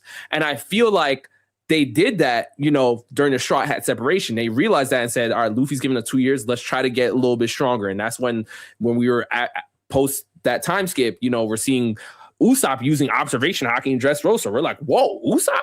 So like we're seeing certain things. And I feel like Imu's presence now in the lower realm could be an indication for a possible upgrade. You know what I'm saying? It could be. You know what I'm saying? Because right now, you saw what just happened to Zoro and Sanji. Yeah. We don't even know what. Like, I wouldn't be shocked if one of them lost limbs or something. Like, it just looked like super destruction. Imu didn't even look at them. He was faced this way. Zoro's getting blown up. Sanji's getting blown up. So to me, I'm like, and Imu's showing us Maki, which is like, people are like, is this a new haki? Like, what do we even do here? So I feel like Luffy needs to get a taste of what it's like to fight against Imu. So like, hopefully after he's done eating, he'll jump into the mix. And if Imu does what he's supposed to do, which is basically be the big bad to shake the room up, and maybe perhaps somebody on Elbaf dies, Gerd's fingers literally got chopped off frame 1. If it continues to go around that scale, I don't see it being crazy that Luffy would look at his crew and be like, yo, get back in the hyperbolic time chamber. Like I won't be able to protect you. See, you know what I'm saying? The only thing that I have an issue with that is this, right? Is if we want to use benchmarks, right? Mm-hmm. All of that would make sense if there was a world or an alternate universe where the Rocks Pirates didn't exist. Like Rocks Pirates, that is like, I don't want to say like everybody's in their prime, but it's like, damn, like how much more stronger can you get as a crew? You know what I mean? Like, as far as like, we know we have foresight. So it's like, okay, we know all these guys are going to be future Yonkos, right? But like, even if I make that argument, regardless if I think Kaido's a fraud, right? The fact that he literally gets his fruit there on the island and we still get Big Mom and then we get Whitebeard, like we still got top tier people. They might not be at their full peak, but like, if I were to be a betting man and say, yo, let's line up the Rocks Pirates against Luffy's Pirates, like, how many people are going to sit here and confidently say, oh, yeah, Straw Hats are beating them? Like, at this point right now. You know what I mean? So it's like, if I use them, right, as a benchmark, it's like, even he got packed up. And I get, there's caveats like, okay, Rock's got Dome University. He's on, God Valley. He's, the whole time he's focusing on killing his kids and his kid and his wife because of Imu. But still, nonetheless, it's like, bro, like, we seen Rocks treated Kaido like a little boy. Like, he was just flicking him, kicking him like, yo, move out the way. Just mushed him. You know what I mean? So it's like, you got Rocks at this peak, pulling up to Imu, just doing whatever he wants, fighting. And then on top of that, he fights not only just by himself, he fights with Roger, he fights with Garp, he fights with Whitebeard. Still couldn't get the job done. So it's like, even he gets packed up and all these top hitters get packed up. So it's like, how the hell can we, like, we're not going to make the whole crew stronger than all those people I just named. You know what I mean? It just wouldn't make any sense. It would just be too unbalanced. So it's like, it kind of got to go into roles. But, and I'm not disagreeing with you there. There's two things, right? I think Rocks, first off, in God Valley, the Rocks Pirates, they technically were incomplete in a way. And they were incomplete because the relationship between Rocks and Harold went sour, right? If Rocks had Harold and God Valley would have changed completely. There would have been a little bit more differences. Obviously, with when Imu pulling up, there's still there's still nobody stopping Imu, but I think it would have changed. Like, I think Rocks technically could have still survived the Domi, possibly. There's certain things because Harold being there. Yeah, Harold's not just giving up on Rocks the way the rest of the crew did. Yes, that's what I'm saying. He's not just like, yo, this is what it is. He hit me, so I'm out. Like, that's not happening. Right. Harold would have been like, yo, Rocks, what's wrong with you? And trying to figure it out and trying to save his friend. Yeah. If So Harold being there, it would have been a little different. So does it go to what, one shot to low diff? Like, what does it go to? I don't really see the. What Shonen is saying is that Harold then will try to work with Garp and Roger to try to help him, and maybe they don't get to a point where they're using critical mass and just taking him out in that way. Maybe because they're not completely exhausted, Harold's able to defend the Holy Knights from just killing rocks after he gets knocked out of Diamond University. There's a change. I can't say that Harold could be there as strong as he was, and there's no change. Yeah, I gotta give him. Yeah, but even with that though, right? I think that again, because Emu is now transformed and he's outside and he's seeing how dire the situation is, that even when the elders are saying, no, Great Mu, don't leave the Holy Land, and he's like, I'm out. He's like, you know what I'm saying? We've exhausted all of our efforts. When I'm looking at it, stuff like this, and we're seeing new abilities like Omen or Maki, right? I feel like based on what we just saw happen to Zoro and Sanji, if the bottom tier Straw Hats don't have like at least some defenses to like keep themselves, you know, protected while they carry out their roles, they're cooked. You know what I'm saying? The haki of Emu just appearing in Elbaf, everybody was like, oh my gosh, what kind of haki is this? And even when Sanji and Zoro pulled up on Emu, you know, Jinbei and all them are like, get back. Y'all don't understand. Like, this haki is different. This is different. We've never felt anything like this. So I'm looking at it. I'm saying like, yo, if you're Chopper, you can't just be like, yeah, Luffy got me. Let me just heal. Because Luffy, you know what I'm saying? Luffy has no business really winning at this stage in the game. So I could see like a possible, like maybe a power boost or time skip. But I mean, if it doesn't happen, I'm shocked to see how y'all think it will happen. Have faith in Sabo, man. Damn. Oh, I know Sabo's going to pull up. If Sabo is like the way you think, then the Straw Hats don't need all that. They got Sabo. I mean, I know, but it's not just about them. Sabo, a lot of no. The efforts will be focused on Emu, but we have to look at what Emu has access to. Remember, Garland didn't even pop out yet. Shamrock was chilling. There's still a bunch of God's Knights or Holy Knights that we still have not seen yet. You see what I'm saying? So again, these are people that the Straw Hats, right? The Revolutionary Army, all them people are going to have to deal with. The Gorosei as well. So now they don't have to worry about protecting the Mother Flame, or they don't have to worry about a Joy Boy Haki now. When they pop out, they're outside for real. It's a lot going on. So all I'm saying is the Straw Hats need to at least be able to defend themselves when Luffy, Zoro, Sanji, even Jinbei and Robin, when they're all scattered and they're out, like they have to be able to protect themselves. In the final war, Choppers and Namis and Robins, etc., they not fighting Gorosei members. They're not fighting admirals. They're not. They're not allowed to decide. There's going to be enough people that can fight those people that are assisting the Straw Hats in the fight. Dragon, Sabo, Loki, Yamato, Fujitora. Potentially. You know what I'm saying? There's a lot of people to go around. You're asking Chopper to go head up with no. That's Big Chopper. Hold on. Seb, I'm with you. Seb, I'm with you. I'm not telling him to go head up. All I'm saying is you got to be able to defend yourself. Remember when Emu turns up? They're doing that now. Are they? Saturn pulled up. Chopper went full guard point and blocked the attack. Emu pulls up with Gonko, obsessed, absorbed, or whatever, possessed. Brook blocked the attack, bro. They're doing that now. They're surviving these instances now. So why do they need increase to go so much stronger? They're already surviving these. Seb, if Joy Boy's Haki Knot's not there, do they escape Egghead?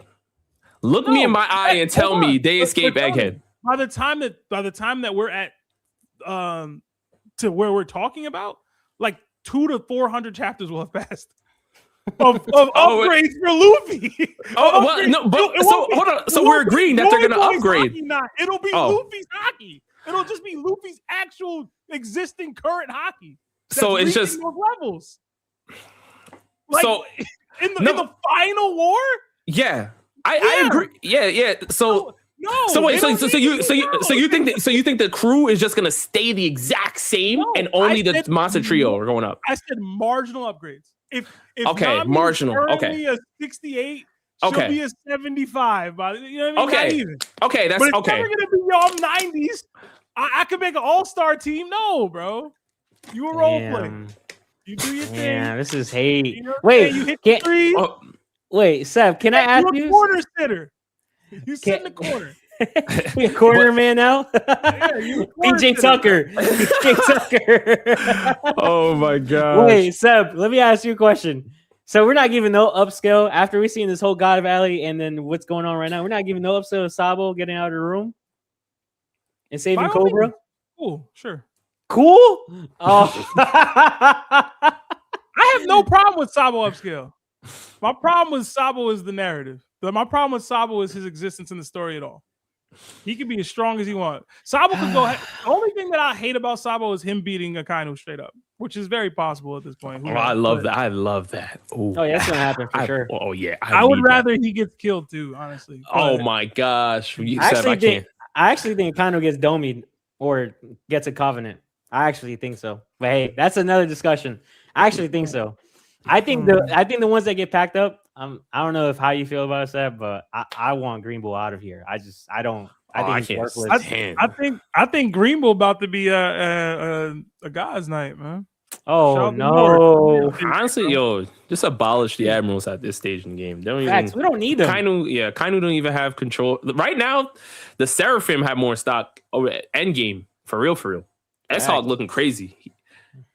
He forced Blackbeard to use hockey. And that's Seb's guy. That's your guy. Yo, shout out S-Hog, man. End game, S-Hog about to be a problem. Facts. But nonetheless, we're at that mark. I don't want to take up too much of you guys' time because I'm very appreciative that you guys came out anyways. I was just trying to watch the Laker game, man. Don't let him out of Nah. Yo, don't expose me. Don't expose me. Don't expose me. Go watch Brown, man. Yo, Hold on, man.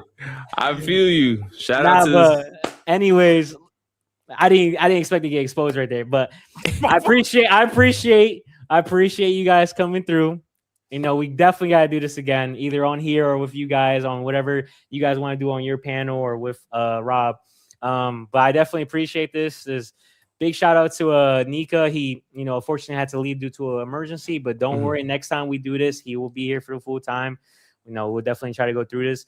But before we go as well, please leave a like on the video. Please subscribe. Also, please, just to show more appreciation for us as the Straw Hat crew, please follow Rob on his page for Shonen Showdown. Please follow Seb on social media and follow TOPT. They both have great communities, great Discord. I'm in there sometimes, just slandering people if you want to see me in there. But nonetheless, thank you guys, and we'll see you guys next time.